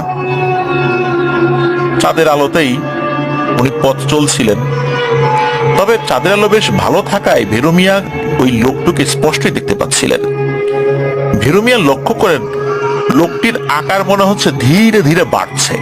এভাবে দেখতে দেখতে লোকটির আকার রাস্তার পাশে থাকা একটা মাঝারি সাইজের নারকেল গাছের সমান হয়ে গেছে। ভেরু মিয়া ভয়ে নিজের অজান্তেই চিৎকার দিয়ে ফেলেন। তখনই ওই লোকটি পিছন ফিরে তাকায়। ভেরু মিয়া দেখতে পেলেন লোকটির সারা শরীর মানুষের মতো, হাত পা সবকিছু মানুষের মতো, দেহ মানুষের মতো, কিন্তু গলা থেকে মাথা পর্যন্ত সব ফনা তুললে যেরকম হয় না, ওই রকম। ওই সময় ওই অবয়বটি হাসতে থাকে আর বলে, তুই আমার বুকের ধন কেড়ে নিয়েছিস, এবার যাবি কই রে ভেরু মিয়া? যখন এটা বলেছে তখন ভেরু মিয়া কি করেছেন, ঘুরে উল্টো দিকে দৌড় দিয়েছেন আর চিৎকার দিয়ে আল্লাহর নাম নিচ্ছেন। ভেরু মিয়া কিন্তু বুঝতে পারছেন ওই অবয়বটা তার পেছন পেছন আসছিল, সেটাও দৌড়ে দৌড়ে আসছে। সে যে দৌড়ে দৌড়ে আসছে, ধূপ ধাপ শব্দ হচ্ছে মাটির উপরে, সেটা কিন্তু স্পষ্ট ভেরু মিয়ার কানে আসছিল। ভেরু মিয়া এটা দেখে তো আরো ভয় পেয়েছেন। তিনি তো প্রাণপণে দৌড়াতে থাকেন। নদীর পার, আশেপাশের লোকজনও কম, তার চিৎকার শোনার মতো আসলে কেউ নাই। দৌড়াতে দৌড়াতে হাতে থাকা বাজারের ব্যাগের সাথেই উনি হোঁচট খেয়ে পড়ে যান। আর অনেক স্পিডে দৌড়ানোর জন্য পড়ে গিয়ে তার পায়েও কিন্তু অনেক আঘাত পেয়েছিলেন উনি। তিনি যে উঠে আবার দৌড়াবেন তার শক্তি ছিল না। এবার ওই পিশাচটাও তার কাছে চলে এসেছে, ঠিক ওই একই অবয়বে। আবারও ভয়ঙ্কর একটা অট্টহাসি দিয়ে ওই অবয়বটা বলে যে, দেখলি দৌড়েকে পার পালি, এখন তো ধরা পড়ে গেলি। এবার ভেরু মিয়া দেখেন সেই আগের মতো ওই যে মানুষের অবয়ব আর মাথার দিকটা সাপের মতো, বিষয়টা এরকম না। মনে হচ্ছে এটা ভয়ঙ্কর এক দানব আকৃতির কিছু একটা, সারা শরীরে লোম, চোখ দুইটা আগুনের মতো, পায়ের নখগুলো অনেক বড় বড়। এবার ওই দানবটি আকারে আস্তে আস্তে ছোট হতে থাকে, একটা মানুষের আকৃতি ধারণ করবে এরকমটা মনে হচ্ছিল আর কি। ওই অবস্থাতেও ভেরু মিয়া হামাগুড়ি দিয়ে পালিয়ে যাওয়ার চেষ্টা করতে থাকে। এরপর দানব খপ করে তার এক পা চেপে ধরে, আবারও ভয়ঙ্কর ভাবে হাসতে থাকে। ভেরু মিয়া আসলে হামাগুড়ি দিয়ে পালানোর চেষ্টা করলেও সফল হয় না। ওই অবয়বটি ভেরু মিয়ার পা ধরে টানতে টানতে নিয়ে যেতে থাকে নদীর পাড়ের দিকে। ওই অবস্থাতে হয়েছিল কি, দুইজন লোক ওনারা আবার মাছ ধরতে আসছিলেন। ভেরু মিয়া তো চিৎকার করছিলেন যে, কে কোথায় আছো, বাঁচাও বাঁচাও। ওই দুইজন লোক দূর থেকে বলে, এই ওখানে কে রে, কে ওখানে, কি হয়েছে? আর তখনই মূলত ওই অবয়বটি ভেরু মিয়াকে ছেড়ে দিয়ে চলে যায়। মূলত ওই সময় পানিতে চুবিয়ে ভেরু মিয়াকে মেরে ফেলতো। দূর থেকে ওই লোক দুটো চিৎকার চেঁচামেচি করছিল। তো পরবর্তীতে ভেরু মিয়া চিৎকার দিয়ে ওঠে যে, ভাই এদিকে আসো, আমি বিপদে পড়ছি। তখন ওই দুটো লোক দ্রুত ভেরু মিয়ার কাছে চলে যায়, ভেরু মিয়াকে উদ্ধার করে। তখন মাছ ধরা কিছুটা স্থগিত রেখে ভেরু মিয়াকে ওই দুজন লোক বাসায় দিয়ে আসে। ওনার মতো মাছ ধরার জন্য আসছিলেন আর কি। তো ওই রাত্রে কিন্তু আর কোনো ঘটনা ঘটে নাই, ওই রাত্রের ঘটনা ওখানেই শেষ। পরের দিন ভেরু মিয়ার তৃতীয় ছেলে, মানে আরেকটা ছেলে ছিল, তো এই ছেলেটার আসলে নামটা যে কি নির্দিষ্ট করে বলা মুশকিল। আমরা শুরুর দিকে নাম বলেছি, তো আসলে নাম ফিক্সড হওয়াটাও একটু মুশকিল, শুধু আজিজ মিয়া এবং আলিম মিয়ার নামটা ফিক্সড আর কি। তো যাই হোক, এই ছেলেটা কি করেছে, যে পুকুর পাড়ে কিছু গাছ থাকে না, হেলানো থাকে পুকুর পাড়ে গাছ, আমরা দেখেছি যে বড়ই গাছ, তারপরে নারকেল গাছ, আম গাছ, জাম গাছ। দেখা যাচ্ছে কি যে আরবি যে একটা বর্ণ র, র, ঝা, ডাল, রাল, তো এরকম আরবি র বর্ণের মতো কিন্তু অনেক গাছ থাকে, কিছুটা বেঁকে আবার উপরে উঠে যায়। পুকুর পাড়ে এই ধরনের গাছ অনেক দেখা যায়। তো এই ধরনের গাছে দেখা যায় কি যে বাচ্চারা উঠে উঠে ওই গাছের মাথায় উঠে লাফ দেয় পানির মধ্যে। তো এভাবে কিন্তু বেশ মজার খেলা, আমরাও ছোটবেলায় খেলেছি। তো ওরাও ওইভাবে খেলছিল। ওই তৃতীয় যে ছেলেটা, সে মূলত ওই অন্য বন্ধুদের সাথে খেলছিল, এরকম লাফ দিচ্ছে, আবার উঠে আবার গাছে যায়, আবার লাফ দেয়। তো একজন লাফ দেওয়ার পর সে ওইখান থেকে না সরা পর্যন্ত আরেকজন লাফ দেয় না। আরেকজন লাফ দিলে তো ওর গায়ের উপর পড়তে পারে, পানির নিচে গায়ের উপর পড়লে তো আর ব্যথা পাবে, সে পানির নিচে আছে। তো ও লাফ দেওয়ার পর আরেকজন লাফ দেওয়ার জন্য রেডি হয়ে আছে, কিন্তু ওই ছেলের ওঠে না। চিন্তা করছে যে কি ব্যাপার, কি হলো, ওঠে না কেন, সরে না কেন এখান থেকে, নাকি মজা করছে। তো 1 মিনিট 2 মিনিট এরকম করতে করতে অনেকক্ষণ হয়ে যায়, কিন্তু পানি থেকে সে আর ওঠে না। 15 মিনিট পার হয়ে গেছে, 30 মিনিট পার হয়ে গেছে, কিন্তু সে আর ওঠেই না। এদিকে ওরাও কি করেছে, ওই জায়গায় গিয়ে, মানে যেখানে ঝাঁপ দিয়েছে ওখানে গিয়ে ওকে খোঁজার চেষ্টা করে, আশেপাশে খোঁজে, পায় না। এরপর চিৎকার চেঁচামেচি শুরু হয়ে যায়, আশেপাশের মানুষজন সহ ভেরু মিয়াও তার স্ত্রী পুকুর করে আসে, শুরু হয়ে যায় খোঁজাখুঁজি। সকলেই খুঁজছিলেন, তাদের মধ্যে একজন বলে, এই মনে হয় কিছু একটা পাইছি রে। ওই জায়গায় দ্রুত অন্য লোকরা ছুটে যান তাকে হেল্প করতে। মূলত কাদার মধ্যে উনি কোনো কিছুর অস্তিত্ব টের পান। এরপর ডুব দিয়ে কাদার মধ্যে থেকে একটা মানুষের দেহ উঠানো হয়। সকলে চিন্তা করেছিলেন ছেলেটা মনে হয় বেঁচে আছে, তার পেট থেকে পানি বের করলে হয়তোবা সুস্থ হতে পারে। কিন্তু দেখা গেল ভীরু মিয়ার এই ছেলের পেটে আসলে কোনো পানিই নাই, সারা শরীর কাদায় মাখা, মারা গেছে ছেলেটি। মূলত এই বডিটা কাদার মধ্যেই পোতা ছিল। এই দৃশ্য দেখে ভেরু মিয়ার স্ত্রী তো সেন্সলেস হয়ে পড়েন। লাশ দাফন করা হয়। ভেরু মিয়া বলেন যে না, এইভাবে আর চলতে দেয়া যায় না। সেদিন রাত্রেই এক কবিরাজকে আনা হয়। কবিরাজ বাড়ির ভেতরে ঢোকার আগেই বলেন যে আপনারা এই বাড়িতে আসেন কিভাবে, এই বাড়ি তো থাকারই যোগ্য না, ভাই আমাকে দিয়ে হবে না, আমি গেলাম। ভেরু মিয়া বলতে থাকেন, আরে ভাই কি হয়েছে তো বললে তো যান। কবিরাজ এই কথাটা কোনো উত্তর না দিয়ে হন হন করে হেঁটে চলে যান। তো এরপর আরো অনেক কবিরাজকেও দেখানো হয়, কেউ বাড়িতে আসে না। এই মাসুদ রানার নানির বাড়ির এলাকায় এক ছেলে আছে যে নিজেকে কবিরাজ বলে দাবি করত, কেউ কেউ তাকে ভণ্ড বলতো। সেই ছেলেটার বয়সও কম ছিল, এই 16-17 বছর ছিল আর কি। তো সেই ছেলে বলতো যে তার সাথে একটা পরী আছে, তাকে দিয়ে সমস্যার সমাধান করে। তো সেই ছেলে হঠাৎ করে ভেরু মিয়াদের বাসায় আসে এবং বলতে থাকে, আমি আপনাদের বাসার সমস্যার সমাধান করে দিতে পারবো, আমাকে এত টাকা দিতে হবে। মানে কত টাকা চাইছিল সেটা জানা যায় না, তো বেশ ভালো অঙ্কের টাকাই চেয়েছিল আর কি। তো বাড়ির লোকজন তো খুশি, দেখ এবার একজন তো পাওয়া গেল, ভণ্ড হোক যাই হোক। আগের ভালো কবিরাজ গুলো তো বাড়ির এই ত্রিসীমানায় ঢুকতে চায় নাই, তাই তো তাও আসছে। ঠিক আছে, দেখি কি করতে পারে সে। তো ওই ছেলেটা একটা নামাজের পার্টি নিয়ে মেইন ঘরে প্রবেশ করে। ভেরু মিয়াদের যে মেইন ঘরটা, ভেতরে আর কেউ ছিল না। তো ছেলেটি কি করে, বিভিন্ন ধরনের মন্ত্র, এটা কি হিন্দি ভাষায় না আরবি ভাষায় এটা বুঝতেও পারে নাই, এটা যে কোরআনের আয়াত না এটা বুঝতে পেরেছিলেন, এতটুকু বুঝতে ছিল। মানে সে তার মতো করে বিভিন্ন জিনিস আওড়াচ্ছে, জোরে জোরে পড়ছে। হঠাৎ ঘরের ভেতর থেকে ধস্তাধস্তির আওয়াজ পাওয়া যায়। বাইরের লোকজন সেটা শুনছে। ওই ঘরের ভিতরে ঢোকা নিষেধ ছিল, সেটা নিষেধ করেছিল। এইভাবে 10 মিনিট চলার পর সেটি চিল্লাতে থাকে, এ রে আমারে বাঁচাও, রে আমারে বাঁচাও, তাড়াতাড়ি আসো। তখন বাড়ির লোকজন ভেতরে ঢোকে। দরজাটা ভেতর থেকে লাগিয়ে রেখেছিল ওই ছেলেটা, তো দরজা ভেঙে ভিতরে ঢোকে, দেখা যায় যে ছেলেটা ছটফট করছে, জ্ঞান নাই বলে মনে হচ্ছে। তো তাকে জ্ঞান ফেরানোর চেষ্টা করা হয়, একটু সুস্থ করার চেষ্টা করা হয়। যখন কিছুটা সুস্থ হয়েছে, মানে জ্ঞান ফেরত এসেছে, কথা বলতে পারছে, তখন দেখা যায় ছেলেটা হাঁটতে পারছে না আর কথাটাও জড়িয়ে যাচ্ছে। তো ওই ছেলেটার যে বাসা, সেই বাসায় তাকে রেখে আসা হয়। ওই সময় জানা যায় নাই যে ঘরের ভিতরে আসলে হয়েছিলটা কি। 2-3 দিন টুকটাক সমস্যা হয়েছিল বাড়ির আশেপাশে, মানে ভেরুমিয়াদের বাড়ির আশেপাশে সমস্যা হয়েছিল, যেটা অন্যান্য সময় হয়েছিল। তবে বড় ধরনের কোনো সমস্যা হয়নি। তবে 2-3 রাত পর ঘটে আর একটা ঘটনা।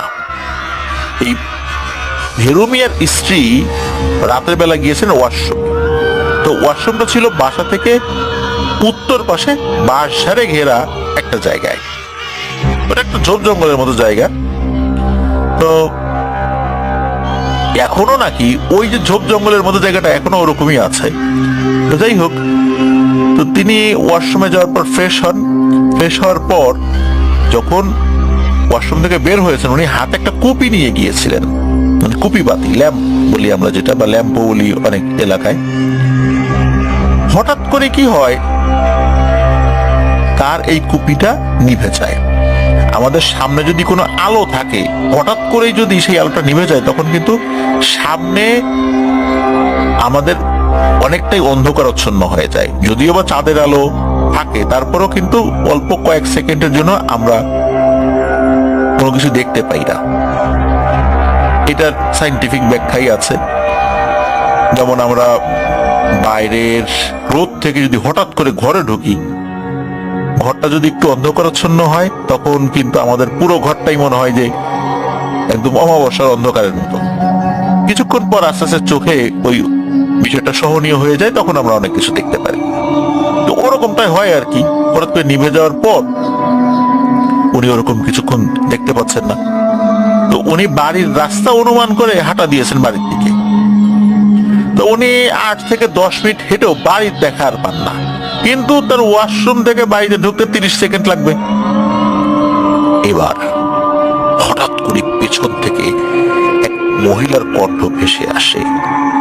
তিনি পেছনের দিকে তাকিয়ে দেখেন, ওই যে সেদিন রান্না করার সময় একটা অবয়ব দেখেছিলেন, সেই অবয়বটা, মাথার অংশটা শুধু সাপের মতো, কিন্তু এই মাথার অংশের একটা জায়গা মনে হচ্ছে ঝলসা পুড়ে গেছে। এইটা উনি যখনই দেখেছেন, উনি দিয়েছেন এক দৌড়, উল্টো দিকে দৌড় দিয়েছেন। আসলে উনি যে একটা গোলক ধাঁধায় পড়ে গেছেন, এটা তখনও বোঝেন নাই। যখন বুঝতে পারলেন, তখন তো অনেক দেরি হয়ে গেছে। উনি যখনই উল্টো দিকে ঘুরে দৌড় দিয়েছেন, উনি যেদিকেই দৌড় দিয়ে যান, হঠাৎ করেই ওই অবয়বটা তার সামনে এসে পড়ে।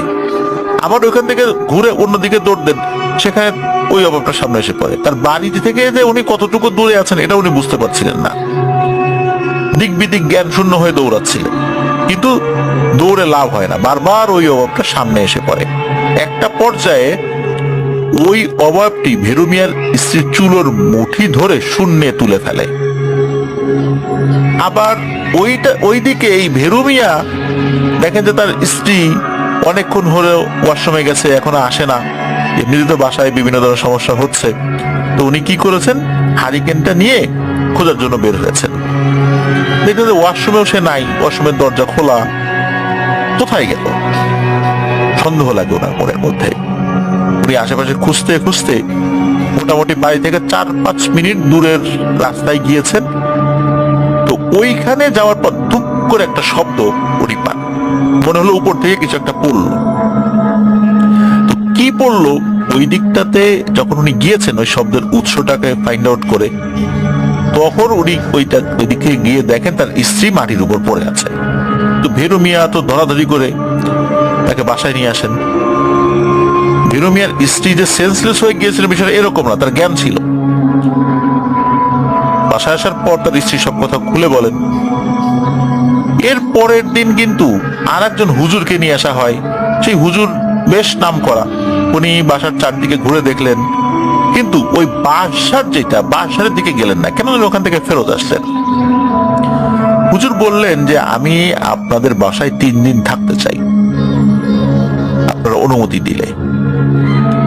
হুজুরের থাকার ব্যবস্থা করা হলো। হুজুর রাতের বেলা আসনের মতো করে বসে গেলেন অজু করে, এরপর বিড়বিড় করে কার সাথে যেন কথা বলতে লাগলেন। তো আনুমানিক 30 মিনিট, আধা ঘন্টা বা 1.5 ঘন্টা এরকম একটা সময় এরকম করেছিলেন আর। তো এরপর উনি কথাবার্তা থামিয়ে দেন। তো ওই রাতে উনি কাউকে আর কিছু বলেন যে আসলে ব্যাপারটা কি। পরের দিন বাসার সবাইকে দিলেন এক ভয়ঙ্কর তথ্য। হুজুর বলা শুরু করলেন যে এই যেই জিনেদের উৎপাত এখানে শুরু হয়েছে, এরা আসলে ভিন্ন ধর্মী জিন। অন্যান্য জিন থেকে এদের রাগ একটু বেশি। এরা অধিকাংশ সময় সাপের রূপ ধরে ঘোরাঘুরি করে। এরা মানুষের কোনো ক্ষতি করে না সরাসরি, যদি না মানুষ তাদেরকে আগে ক্ষতি করে। আর যদি তাদের কাউকে একবার ক্ষতি করে বসে, তাহলে এদের ধর্মই হচ্ছে যে ওর বংশকে একদম নির্বংশ করে দেয়া, পুরো পরিবারকে সাফ করে দেয়া। এরা অনেক হিংস্র হলেও এরা শান্ত থাকতেই ভালোবাসে। বড় কোনো ক্ষতি না করলে এরা কিছুই করে না। আর এই যে বাসারে এই জিনগুলো এসে এখন থাকা শুরু করেছে। হুজুর বলেন এই কারণে আমি বাসারের দিকটাতে যাই নাই। ওই হুজুর বলেন যে কোন কবিরাজ এখানে আসা মাত্রই বুঝতে পারে এখানে ভয়ঙ্কর এক ধরনের জিনের অবস্থান রয়েছে, এই জন্য ভয়ে তারা ঢোকেই নাই। হুজুর বলেন যে আমিও ভয় পেয়েছিলাম, তবে আপনাদের বাসায় ঢুকতে ভয় পাই নাই, ওই বাসারের দিকটাতে যেতে ভয় পেয়েছি, এই জন্য আমি ওই দিকটাতে যাই নাই।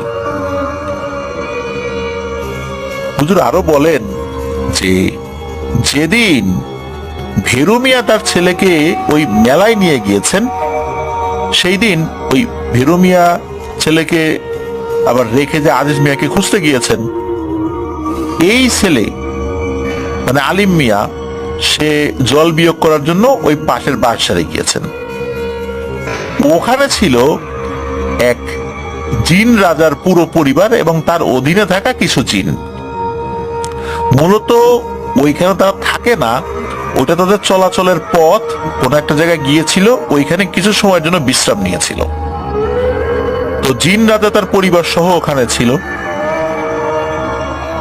এখন ওই দিক দিয়ে যে বের হবে, ওইখানে এই আলিম মিয়া ছিল দাঁড়িয়ে। ওই দিক দিয়ে যদি আলিম মিয়াকে ক্রস করে তারা চলে যেত, তাহলে আলিম মিয়ার ক্ষতি হতে পারত। এই জন্য এই জিন রাজা এবং তার সাথে অন্য যারা ছিলেন তাদেরকে বলে যে এখানে একটু দাঁড়াই, ছেলেটা চলে যাক, তারপর আমরা বের হই। আমরা বের হয়ে ছেলেটার ক্ষতি হতে পারে, অযথা ওর ক্ষতি করে লাভটা কি। কিন্তু দেখা যাচ্ছে যে ওই ছেলেটা ওখান থেকে সরে না, মানে আলিম মিয়া ওখান থেকে সরছে না। আলিম মিয়া হয়তো ওখানে দাঁড়িয়ে কিছু একটা ভাবছিল। তো এরই মধ্যে কি হয়েছে, আলিম মিয়া ওখানে জল বিয়োগ করেছে। আর জল বিয়োগ করতে যখন সে শুরু করেছে, তখন এই নাপাক জিনিস হঠাৎ করে এসে এই জিনের রাজার শরীরে লেগেছে। তখনই রাজা কি করেছে, একটা থাপ্পড় মেরেছে। উদ্দেশ্য ছিল আলিম মিয়া যেন ওখান থেকে চলে যায়। থাপ্পড় মেরে যে ওকে মেরে ফেলবে বিষয়টা এরকম না, ছোট মানুষ ভুল করে ফেলছে। এখন আলিম মিয়া হয়েছে কি, থাপ্পড় খাওয়ার পরে ওইখানে অজ্ঞান হয়ে গেছে। এখন লোকজন না এসে ওকে না সরালে একটু সমস্যাই হয়ে যাচ্ছে। কারণ তখন তো দিনের বেলাতে এইভাবে জিনেরা সরাসরি কাজ করতে পারে না, তাদেরও কিছু বাধ্যবাধকতা রয়েছে। এই জন্য ওরাও একটু অপেক্ষা করছিল। তবে জিনের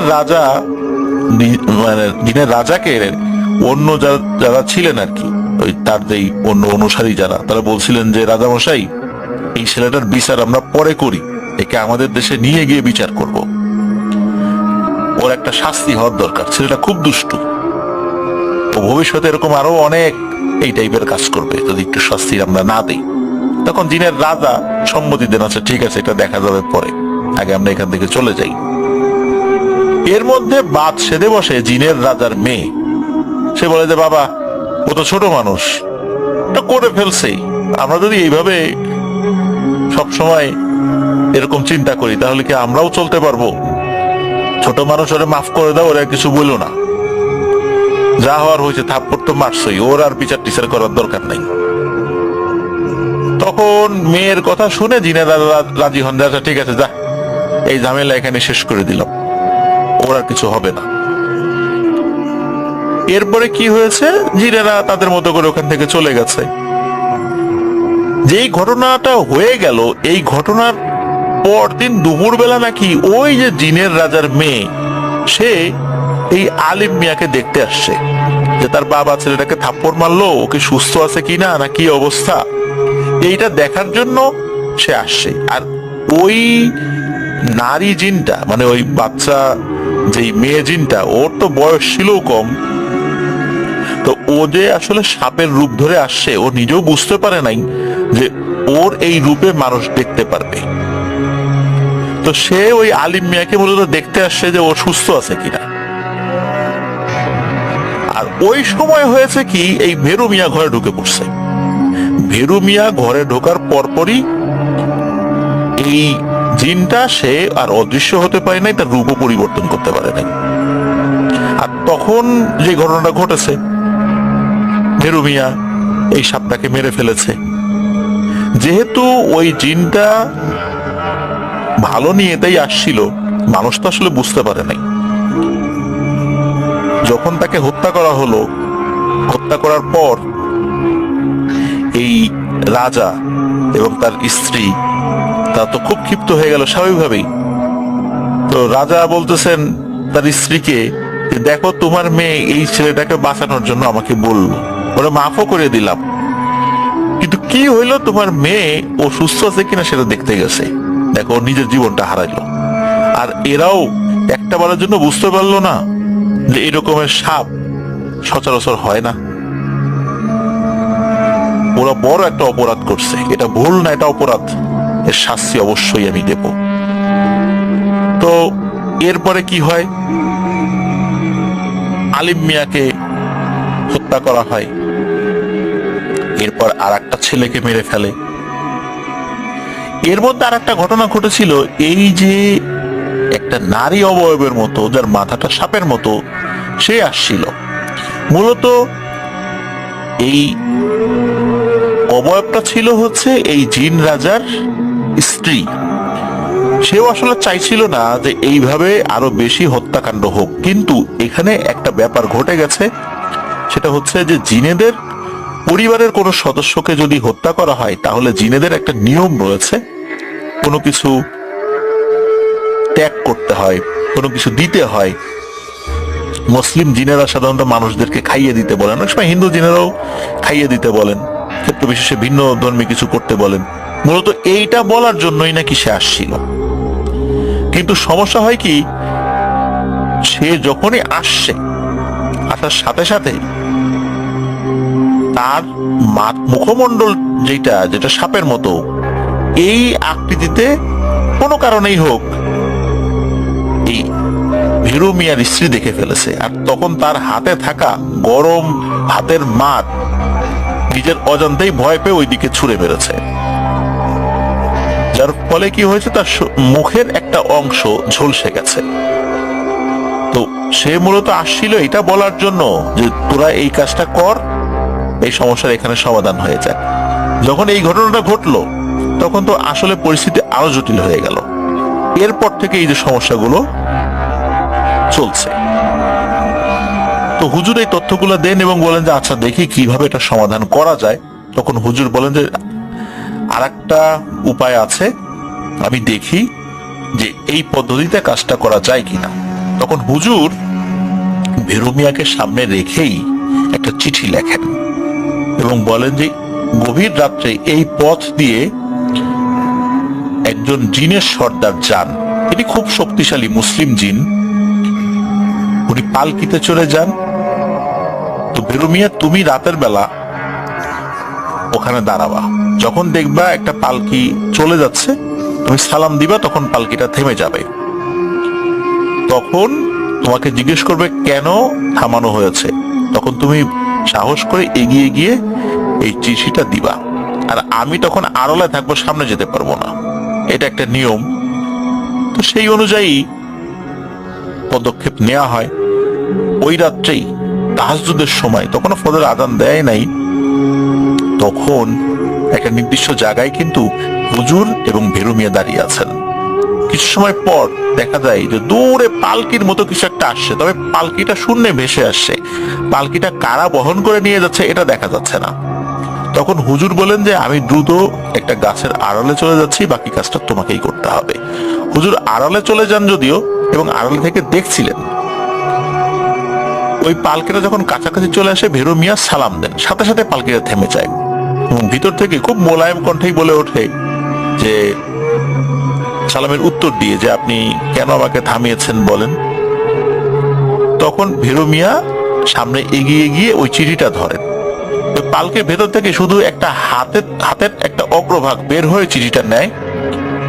মনে হলো যে চিঠিটা ভেতর থেকে পড়ার পর তখন ভেতর থেকে বলে উঠলো, আচ্ছা ঠিক আছে, আপনারা যান, বাড়িতে চলে যান, কালকে রাতের বেলা আমি আপনার বাড়ির বাঁশবাগানে আসবো, তারপর দেখি বাকিটা কি করা যায়। এখনই কথা দিতে পারছি না, এখানে যেহেতু হত্যাকাণ্ড হয়ে গেছে এই সমস্যাগুলো খুব জটিল হয়, এগুলো সাধারণত সমঝোতার মাধ্যমে এই বিষয়গুলো সমাধান করতে হয়। অন্য কোনোভাবে সমস্যার সমাধানগুলো করতে গেলে ঝামেলা হয়। আপনি চলে যান, বাকিটা ইনশাল্লাহ আগামীকাল দেখা যাবে। তো এরপরে ভেরু মিয়া ওখান থেকে সরে চলে আসেন। ওই পালকিটাও এইভাবে চলতে থাকে, আবার একটা জায়গায় গিয়ে অদৃশ্য হয়ে যায়। তো যখন এই কথাগুলো আবার ভেরু মিয়া ওই হুজুরকে বলেন যে এই ঘটনা, তখন বলেন আচ্ছা ঠিক আছে, আগামীকাল রাতের বেলা আমরা ওই বাদশাহের ওখানে যাব, দেখি কি হয়। তো ওই রাতটা ওভাবে কেটে যায়। পরের দিন অপেক্ষা আছেন কখন রাত হবে। রাত তখন গভীর, আনুমানিক 12টা 1টারও বেশি। গ্রামে রাত 12টা 1টা মানে তো অনেক রাত, বিশেষ করে ওই সময়ের প্রেক্ষাপটে 50-এর দশক, তখন তো ওখানে বিদ্যুৎও আসে নাই। অনেক রাত ওনারা অপেক্ষা করছেন। হঠাৎ করেই দেখা যায় যে একজন খুব সুঠাম দেখি জুব্বা পরিহিত একটা লোক, মনে হচ্ছে তার শরীর থেকে নূর বা আলো ছড়াচ্ছে, এবং তার সাথে একই রকম আরো 9-10 জন আছে। তো তারা হেঁটে হেঁটেই আসছে, মনে হচ্ছে মাটির উপর দিয়ে হেঁটে হেঁটে আসছে। তো ওনারা কাছাকাছি আসতেই হুজুর এবং ভেরু মিয়া দুজনেই তাদেরকে সালাম দেন। হুজুর বলে দিয়েছিলেন ইনি হচ্ছেন সেই ব্যক্তি যাকে আপনি গত রাতে পালকিতে চিঠি দিয়েছিলেন, উনি আসছে তার কথা অনুযায়ী। তো হুজুর যখন এই দুইজনকে দেখেছেন, মানে ওই জিনের যিনি সর্দার যখন এই দুইজনকে দেখেছেন, তখন তাদেরকে ওখানেই থাকতে বলে ইশারা করে যে আপনারা ওখানেই দাঁড়িয়ে থাকেন। এরপর কি হয়, হুজুর তো আর ভেরু মিয়া দুজন ওইখানে দাঁড়িয়ে থাকেন। আর ওই জিনের সর্দার কি করেছে, তার পাশে দুইজন তার অনুগত জিন কিছু একটা বললো। বলার পর কি করলো, ওই দুইজন জিন হাঁটতে হাঁটতে বাসার ভেতরে চলে গেল। যাওয়ার পর মোটামুটি 30 সেকেন্ড বা 1 মিনিট এরকম হবে। এরপর তারা দুইজন আবার ফেরত আসলো। আসার পরে ওই জিনের সর্দারের পেছনে দাঁড়ালো। এরপর মনে হলো বাসার ভেতর থেকে কোন একটা শব্দ আসছে। শব্দ মানে কেউ হেঁটে আসলে বা এরকম হলে যেরকম শব্দ হয় এরকম। তো দেখা গেল যে সত্যি এরকম আরো 9-10 জন আবার ওই বাসার ভেতর থেকে আসছে, তবে তাদের চেহারা এরকম নুরানি না, এরকম না, তবে কিছুটা ভয়ঙ্কর। খুব যে ভয়ঙ্কর তা না, মনে হচ্ছে মানুষের অবয়বই, কিন্তু কিছুটা ভয়ঙ্কর। হঠাৎ করে কেউ দেখলে ভয় পাবে, কিন্তু ভয়েতে মারা যাবে বিষয়টা এরকম না।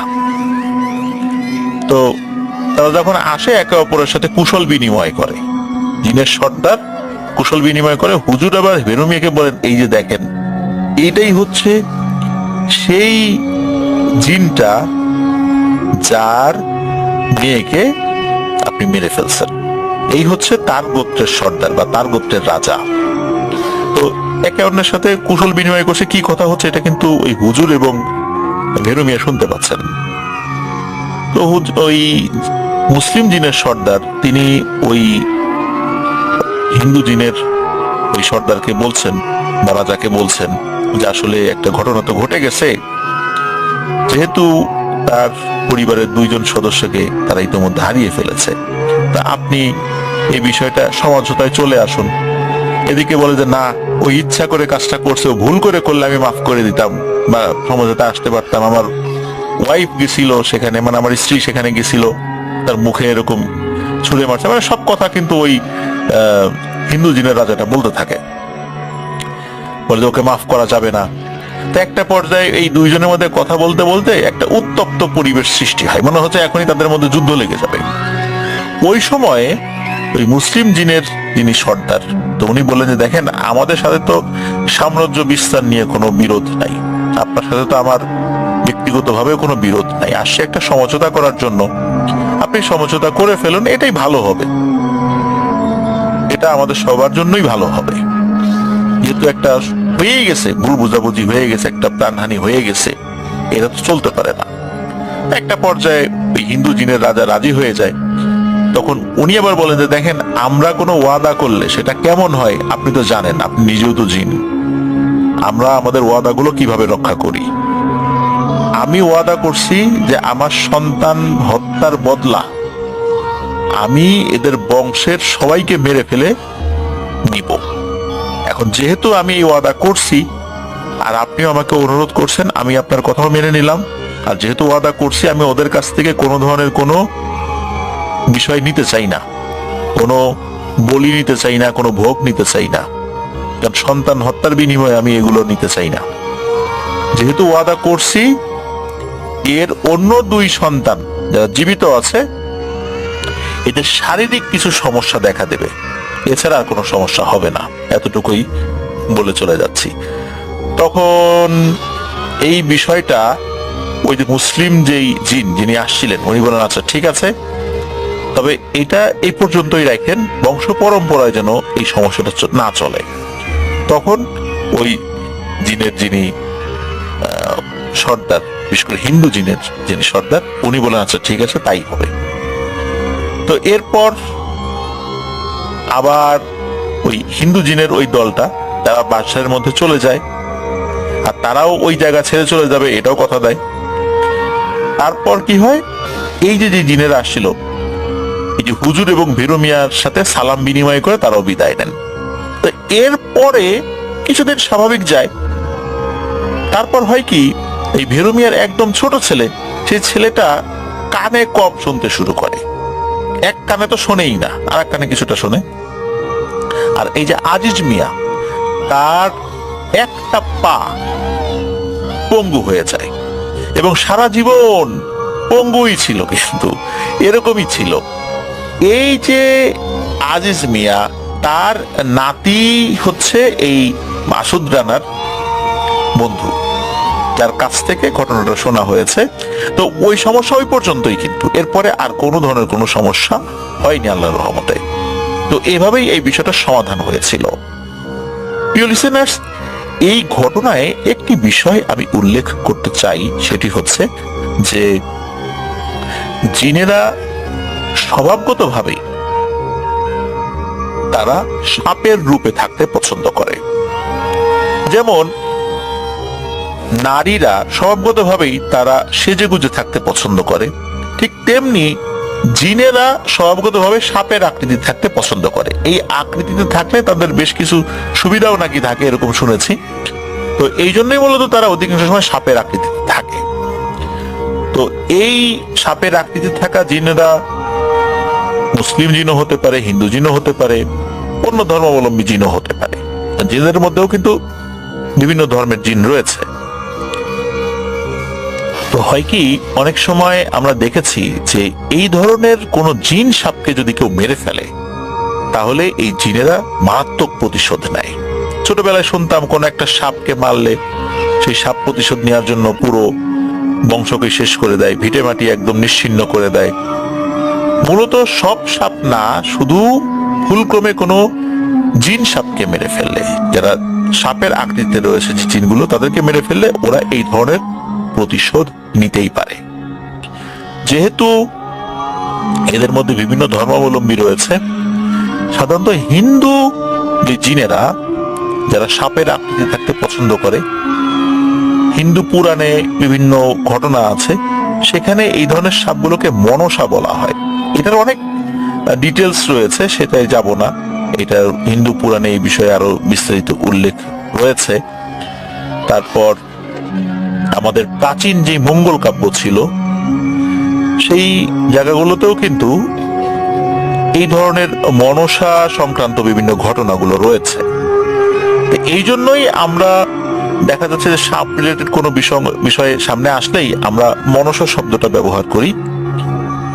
এই শব্দটা সব জায়গার জন্য পারফেক্ট না, এই জন্য সবকিছুতেই, বিশেষ করে সাপ রিলেটেড এই ধরনের ঘটনাগুলোতে মনসা শব্দটা আসলে সব জায়গায় ব্যবহার করা উচিত নয়। এটাই আমি বলবো। এই কাজটা কিন্তু আমরা অনেকেই করে থাকি। আমরাও মাঝে মাঝে শব্দটা যে ব্যবহার করি তা কিন্তু না, কিন্তু সব জায়গায় এটা ব্যবহার করা উচিত না, আমি এটা বলছি। প্রিয় লিসেনার্স, এটি ছিল ঘটনা। ধন্যবাদ মাসুদ রানাকে, ধন্যবাদ জানাচ্ছি যারা ধৈর্য ধরে ঘটনাটি শুনলেন।